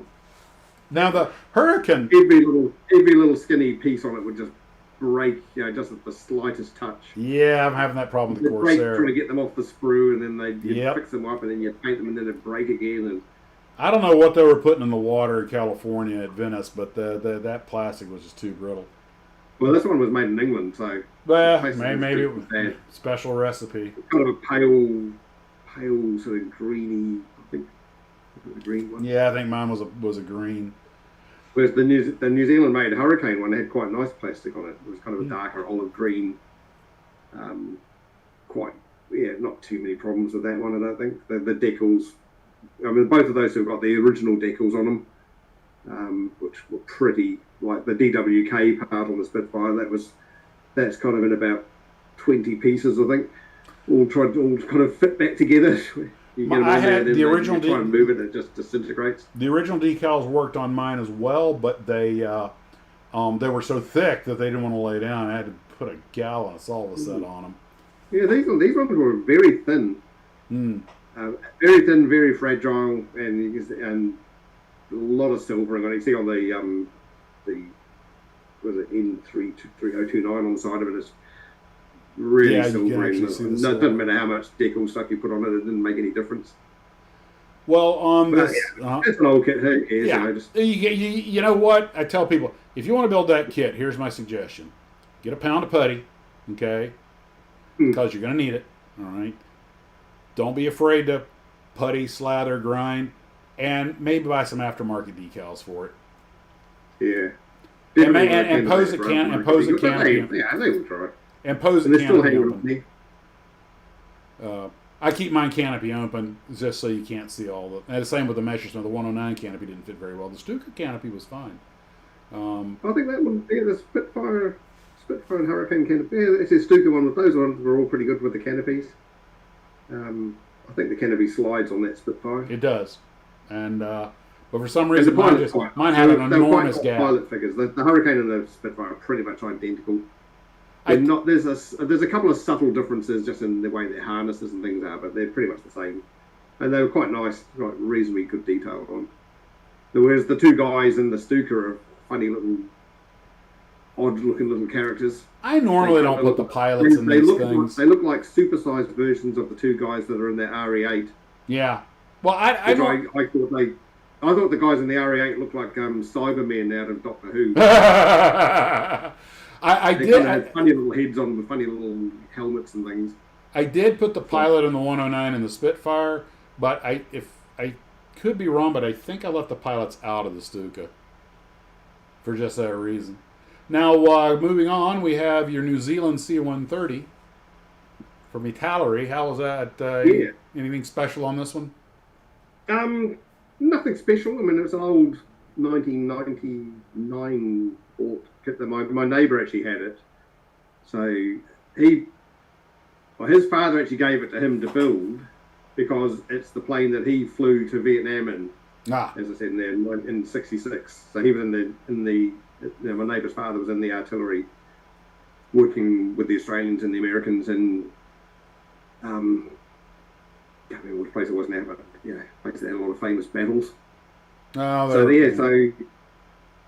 he flew out. I think he flew back from Vietnam in that exact plane. At least the full size version of it. What are you using for antennas there? Antenna wire? Oh, those ones are actually trumpeter ship rigging wire. Okay. So it's a very 0.2mm metal. No, the color and dimension look right. That's. It's not a bad size. I've done that on all of those Revell kits. I'll have that one on as well. I've got it on a couple of small ones. It's probably a bit too thick for some of the small models, but I've started using that stretchy AK Interactive sort of Close the spandex or canopies whatever. covers a multitude of sins. Yeah, it does. Now, What was that? somebody just put a comment. Oh, Close the yeah. canopy. And I was like, yeah, Well, no, those ones with the open canopies and those Rebel ones, they're not too bad inside. I'm planning to put this Corsair with the open canopy because I have that resin cockpit in there, but I don't think I'm going to put the pilot in. So you have this Seabat helicopter, which we call a Choctaw, and I just built a. I'm not sure what scale this one is, but I just built a 1/72 one from Italeri. Yeah, that's a 1/32. That's a little Italeri one. It's I think yours was an Italeri as well. Oh yeah, so we built the same kit. It was pretty much the same kit. Yeah, I made the helicamper out of mine, but yeah, that was quite cool actually. But I just saw somebody. I think it's in the UK somewhere. They've got some Air Sea Rescue Sea Kings that they use as little glamping caravans. Mm-hmm. Yeah, that's okay. I'm going to bore you with this for just a real quick second. Back in the 70s, before I went in the Army, mid 70s, I was at the Lakeland Fly-In, and the one of them was there. It was the H-19, the smaller one with the 4 wheels. I have to tell you, I don't know why, I have just always loved those round-nosed Sikorskis with the big radial up front. I just like the design. Even though I know that putting the cockpit on top has a lot of disadvantages, I just always loved them. They had the camper there, the air camper. Now this was the little one, so it basically just had a little like kitchenette inside. But I was like, I gotta have one of these. Well, this is back when Winnebago was hiring this Orlando company to do these as a promotional. And I don't think they ever sold a single one as a camper. They did the H-34 and they did the H-19, and they went out and took a bunch of promo photos and press photos and took them to air shows and stuff. But by the way, there are a couple of these H-34s still flying on the air show circuit, and one H-19, but it's got a turbine, and one H-19 that Kermit got a couple of them. They're out flying the Grand Canyon tours. He's got them in rebuild, so hopefully they'll fly again. But I've always loved these helicopters, and there's about 5 of these H-34s in America still doing the whole water bucket thing. There's videos of them out on YouTube, guys doing their qualification in them. But you're like, you hear them start up and you forget, that's a big old radial up front. You're going to get that loud coffee piston and, radial sound, because we're so used to hearing turbines with helicopters. But I think one reason I love them is because they had them in all the old, monster movies, Godzilla movies and everything. And it just, you're a kid, you fall in love with it on the silver screen. My son had this one. He was given this one, and he was kind of really too confident in actually building the thing, so I built it for him. So it was quite a nice little kit. It fit together pretty nicely. I didn't have any of the hassles that you had with the canopy on it. Yeah, I don't know if that was some kind of self-inflicted wound or what. I don't know what went wrong there. Yeah. The only bad bit on this one, I think, was just the fuselage seam along the bottom, which you're never going to even look at anyway. So that took a bit of filling and sanding, and then it came out all right in the end, so it's pretty good. Well, also, I don't know how long you built that, but mine was in a crushed box also, so it's possible something, had gotten... Yeah, this one with the box was pretty intact. My son had opened it and there was bits all over the place, and I don't think it actually had anything missing out of it, which was amazing. But a couple of the other ones... Yeah, Paul pointed out that the other one I built, the H-19 I built, was actually the Airfix S-55 Whirlwind. And that was a simpler kit, too. The Italeri kit was more detailed and a little more involved. Yeah. I would say it's a nicer kit, but it's also a later kit. But I think, it really, when you get, because you can't bend acrylic. So when you put the clear parts on and they don't match up, you're kind of like, what did I do wrong? And you're like, I can't have done much wrong. I mean, there's not that much here. It happens. It's model building. Yeah, these ones, they kind of all fit in. But the Seaplane is a little bit tricky, but they weren't too bad. I don't think I had to put massive amounts of... This is in French markings? Hey, Copperhead... It's Italian. Italian, okay. What's the Italian Marines. Oh, Italian Marines, okay. It's a green on the... that's green in the middle, okay. Can you say it? Yeah, Copperhead Modeling says the H-19 had the same engine as the B-17. Yeah, that's right. Yeah. Hey, you know, they had about 1 billion parts for them laying around. Yeah. Anyway, that was just fun. That was kind of back when I sort of started building models again. I built, it was one of the first ones that I built. I just built it for my son. It's done in that Vallejo acrylic, the water-based acrylic, which actually ended up airbrushing quite nicely with a bit of isopropyl in it. I've got some Vallejos that are I in little tried to squeeze it bottles. down. I tried it with water and it was absolutely horrible. No, I tried it with water. It was a disaster. Absolute disaster. You got to use isopropyl. And what do you cut it at? Like 30 or 40? Very soft paint, so I had to put a lot of clear lacquer over the top of it. But interestingly, like the little white bit on the back, on the top of just above the roundel there. I'd completely forgotten that bit was supposed to be white, and it's because I'd already painted the dark blue, and then just masked it off, just painted it with that SMS lacquer, and it was like a couple of quick coats, and it just completely covered it perfectly. That's the really good thing with that SMS paint, is that you can put light colours over the top of dark colours, and it doesn't take a lot of coats to do it. Okay. Sometimes more than others, but yeah, I was amazed actually that there was literally about 2 or 3 passes, and with the airbrush, and it was just completely covered. That's SMS paint? Yeah, that's SMS. Okay, I'm going to have to find some of that because I have not had that experience with white. It is around in the States, but I don't know if it's everywhere in the States. It's really nice paint. But, and of course it's obviously quite smelly stuff, so it always gets done out in the spray booth in the garage. Oh, yeah. Yeah, in the spray booth. So you were talking about your... apart from when I'm just doing a quick touch-up in the office, in which case you sit there, woohoo! And you're talking about your Cuddy Sark, so I got a couple of pictures you sent me here. They'll pop up in a second. Yeah, that was another 1970s Airfix kit. Uh-huh. My dad built that. I bought that to build for my mother. He built the shelf to put it on back in 1974 or 75. Just never built the actual kit. Got the shelf. David built this model. Not a bad kit. I mean, the masts and all the spars on it were really hard to get anything to stay together. A lot of that's kind of super glue because things just wouldn't stay stuck. Mm-hmm. A little lady mascot on the front, whatever you call her. Her arm fell off and a few other bits happened, and the one side of the hull was about 5 millimeters shorter than the other side at the front end. So really, I can't figure out which because somehow I managed to bulk the hell out of it with putty and get it to all kind of line up okay. So you're referring to the masthead. Yeah. The masthead, which, by the way, is why we call toilets heads to this day, because that's where guys would go to do their business. Yeah, they will pull it up the front there. Yeah. That's quite interesting. That should be where it is in Greenwich. It's kind of raised. It's up on a whole bunch of poles. Yeah, well, a lot like the Victory. Underneath it, they got a big collection of mastheads. Oh. Of various ships. So it's like a little conference room below, and then there's a whole pile of old mastheads of various old famous ships.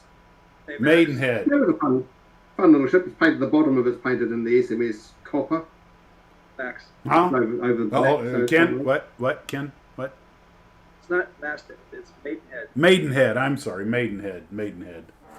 But the get your ship stuff straight. Get your ship together.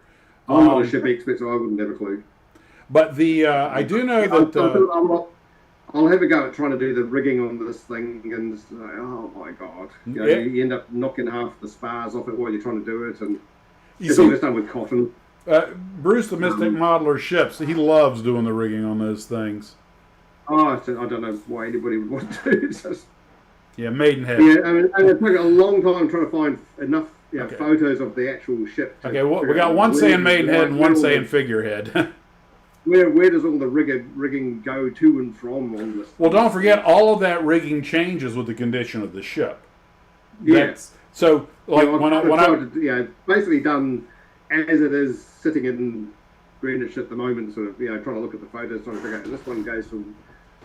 If you look, this part of this spar up to the top of that masthead or the mast. If you look at this one, which is a frigate right here on the back wall, and I have the artwork, one of the tear sheets of the artwork behind it.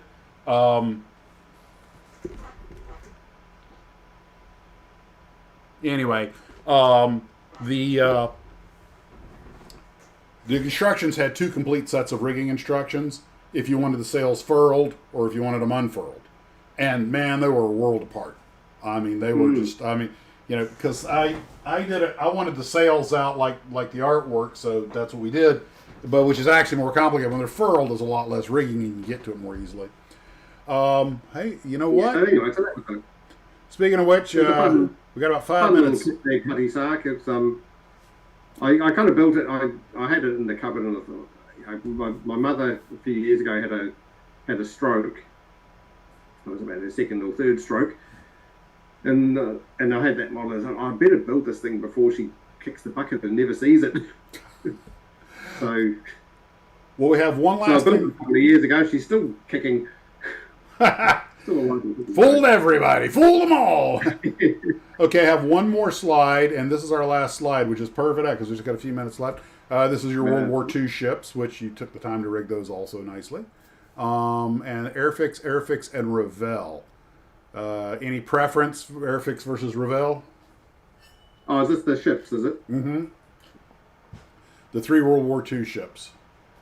The No, Hood, no, the so, Bismarck, and the Two Blessman. old Airfix ones. Interesting. Those would have been bought about 1975 or 76. They still had the price sticker on them of $6.45. Both, yeah, you know, reasonably clunky kits that, you know, a few bits that don't fit together very well. You can see the rigging on the Bismarck. You try and put the cotton on, and then the whole mast starts bending. Yeah.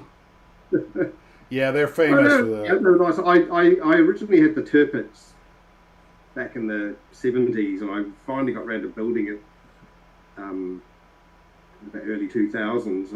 I got a fair chunk of the way through building, and I was painting it, and I knocked a jar of Terps over, which just destroyed most of the paint on the thing. So then I shot it with an air rifle. So A proper Viking funeral for a kit model. after all the effort, it was just an absolute mess. Gun out and pop, pop, pop. We have all sacrificed many a model to the BB gun, the pellet gun, and the firecracker. It was a real shame because I really liked that ship. But basically, I mean, Bismarck's pretty much identical kit to it anyway. Yeah. So I might get another Tirpitz eventually. I have The little the Revell one is another made in New Zealand Revell, which seems to be there's not that many references to it even on scale mates for that particular one. It's the Buckley class, so you find the Buckley Yep. all over scale mates, but there's not too many mentions of the Blessman, which was the same class. So but Well- it was quite a nice little kit. I mean, fit mostly pretty well. There was the whole hull. Everywhere there was a little strengthening rib inside. There was a big sink mark on the outside. But they seem to get all the sink marks sort of in between all the little panel lines. So they weren't too hard to fill up. And the decals just fell to pieces. But a lot of those bits are kind of hand painted over the top of what was left of the decals. There's not many on it. It's only got the number on the side and the name on the back. And the little depth markings on the front of it and then on the back, which split into about 50 pieces each.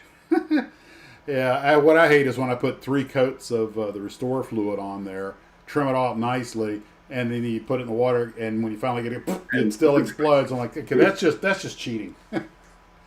Well, we got through all the slides right on time. Oh, that's amazing. And, Didn't think we'd actually manage that. well, David, before we let you go, I've got some kits I'm going to send you. We've already talked about those. Yeah, for those, they were really nice. I'm not actually a big Japanese plane model builder, but Well, I that can.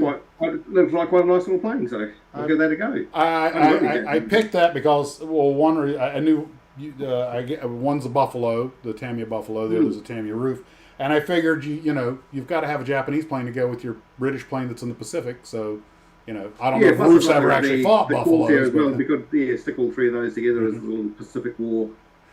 I've got to get some Kitty Hawks and a few things like that at some point. Yeah. But these are all gifts to me that I'm kind of paying it forward, and the rich universal carrier. I'll be interested to see what you make of that when the time comes for you to build it, because that probably has 800 parts to it. And I was like, wow. Well, I imagine it probably. When was your armor build? Because I don't think I'll get it built. That's doing a couple. Let me say, I can tell you real quick. It's doing a couple of months, but hey, if you think you're going to put that and make it, I'll rearrange it. I'm not. Yeah, no, I don't think so. I think it'll probably be many months before I get around to building that one. But let's see real quick. The schedule. Let's see. We're doing the Indy F1 car. You turned me into a daytime drinker, because now I'm August 30th is right now what we have for the armor build. August 30th. Yeah, so, no, I'm not going to make that one. But I've only got one other armor kit in the thing, which is a Gecko 135th scale scimitar. Well, before we let you go, one quick question, and then we'll wrap up for the night. I actually have copyright models. I actually have 3 of the Buffaloes. Well, I don't know which is which, because they're all 3 identical. But I don't think it's the one you sent me. This one's actually been on the shelf for a while. But well, now I have 2 of the Buffaloes. I need to get 2 of those. Also, I want to do one in British and one in Dutch. Or maybe Marine Corps. Well, the export versions are getting off topic. But what would you consider your Holy Grail kit that you haven't been able to find? I haven't any that I haven't been able to find. Although, I mean, I was trying to find that little Hawkins Italy P1127 little airfix. That's another one. That's what I wanted to build for my first build kit, because it's one of the oldest ones I built, and it was quite a fun little kit. And they were still doing it in the vintage classics, but just can't find a single copy of it anywhere in New Zealand, which is unfortunate. It's a bit of a shame. My local Defunct model shop did have it at one stage, and I should have bought it then.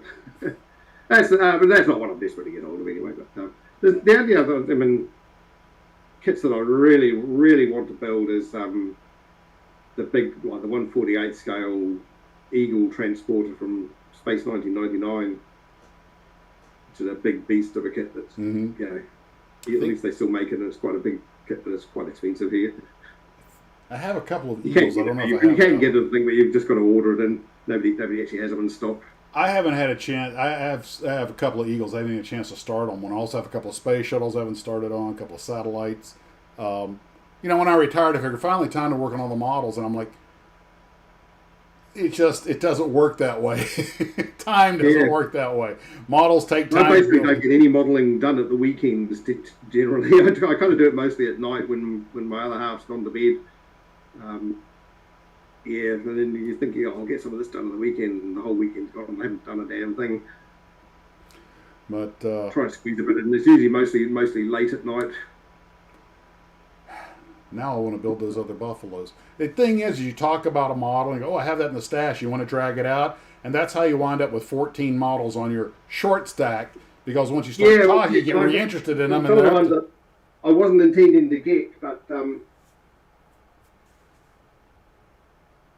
these ones that I got at the time when I got that Sea Harrier, which was an old vintage kit. Because there's a crowd here at one of the small airports that fly a DC-3, or they used to. They stopped doing it, unfortunately. We've been on it. It was a great little flight. And they had, somebody had donated this guy's. He's not wasn't in an estate collection, because he basically just got into a home. And there's I think 863 kits, which were all old Airfix, Rebel, Matchbox, Monograms, Tamiya's. So I picked up that little Sea Harrier, and then I got this. That's the Cobra I have on my shelf. I built that about 10 years ago. That's actually a really nice looking little kit. It's actually a very good. It's a very good kit, and it fit perfectly. I was quite surprised when I looked at it. Oh, it's actually amazing. Actually, the decals are perfect in it. It's about a 1983 kit, I think, something like that. And this is going to be my Defunct Airlines build. Okay, perfect. And I've got the decals to make it the exact replica of the one that they fly out at Ardmore Airport in New Zealand. There you go. The one we went on. So somebody here does the aftermarket for it, and that's got NAC logos on it, which is the old National Airways Corporation in New Zealand. which merged with Air New Zealand. Yeah, so they just made it. It all just became Air New Zealand. So that's going to turn into that one. This little old beast, 1972 Hasegawa, 1/32 scale. See that probably? Mm-hmm. That's quite a nice one. The decals are stuffed on that one, but that's going to be my Army Mustang. Good in the olive green and the white and all that sort of stuff, like those ones that you were talking about. I just thought they looked really cool. So, and then this old beast, they had quite a few Matchbox ones, and I wish I'd picked up the 32nd scale Lysander. So apparently it's actually quite a rare kit. I was like, oh, damn it, I didn't get that one. I already had the Lysander, so I thought, no, I won't get that. But that old... the Victor. I mean, talking about cool aircraft, I mean... Tell me that does not look like it belongs in the set of Star Wars. It's Thunderbirds. It's a Jerry Anderson airplane. It's like the Bloodhound missile. It looks like it belongs in the set of a Jerry Anderson show. Yeah, it's just such a cool... That and the Vulcan, I mean... Yeah, the sound of a Vulcan flying is just unbelievable. But yeah, that one really took my fancy. So, yeah. So that was. I think Paul Adams. I probably bumped into Paul Adams when I was actually picking up those things. I was kind of the first one in the door when they opened the door, and I was saying, "All right, I'm getting this. Somebody had already sort of reserved a couple before I got there. But yeah, Paul said he'd actually picked up a couple of kits there as well. So. Well, David, David, with them at the time, didn't even know it. I want to thank you for coming out and spending some time with us tonight. Oh, no problem. Been very generous with your time and everything. I look forward. I'll hopefully get these kits off to you this week. That was that one little one that we. Yep. Did I not send you the picture of it? That little tram. You did. I believe we did get that on one of the viewers. All the decals on that are all custom home printed ones, so that was quite a fun little one. And I did that because my parents used to travel on these things back in Blackpool, in England. Yeah, they kind of met on a bus in England, in Blackpool. So some of these English cities should probably reevaluate their names. The name Blackpool just sounds like something out of. It doesn't sound like a very nice place. It's not such a great place these days. But so that's all the little decals on it were all kind of, specific to my parents in Blackpool, and the little one on there somewhere on the front, which is actually the makers of the kit. Hadfield's model tram, so I got their logo. And my mum used to work at Boots Chemist, and my dad used to work for the Northwestern Electricity Board, so I just slapped their logos on there, and Blackpool Tower and things like that, and all the other little. Oh, and they got married in Bisping, which is the destination of this tram. So, well, when I did my first... They picked that one up, and they got two of them, that and a single-decker one, back in about 1980-something or 90-something when they were over there. So when I did my first NASCAR build, it was only a few years ago, it was Lowe's hardware store, and I don't want to use that. And so I came up with my own paint scheme and made Max's models. And made a Max's Models NASCAR car, which I still have on the shelf in the shed. I would have thought you would have done a Hurricane Hobbies one or something.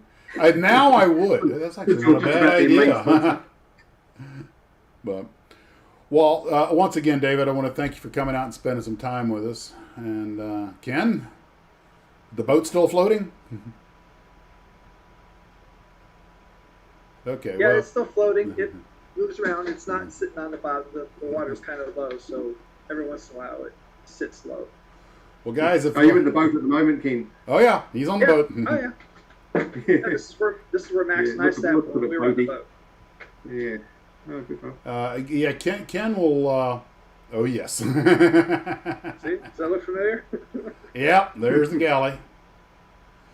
Well, I am going to let everybody go here, and again, Dave, you guys will hang on. I'm just going to let the folks go from the live stream. Folks, thanks everybody. If you guys ever want to say goodbye, and we'll kiss them goodnight. Yeah. Ken? Oh, you need to get Paul Adams on the show sometime. I do. I absolutely do. I actually probably get both of you at the same time, possibly. Yeah, good. Yeah. But, guys, I want to thank everyone. Ken, you want to say your nighty-night? Okay. Thanks for coming out, guys. And David, it's been great having you out. You are a very good modeler. Those are very impressive. I tell you, I went to the IPMS show the year before last in Auckland, and that kind of blows you away, the quality of some of the models of that thing. Yes, it does. There are some pretty damn good modelers out there. I think they're a wee bit better than me, but Well, I just do it for fun. Yeah, it's all still just good impressed fun. with your stuff. You did Thank you. nice. Glasses.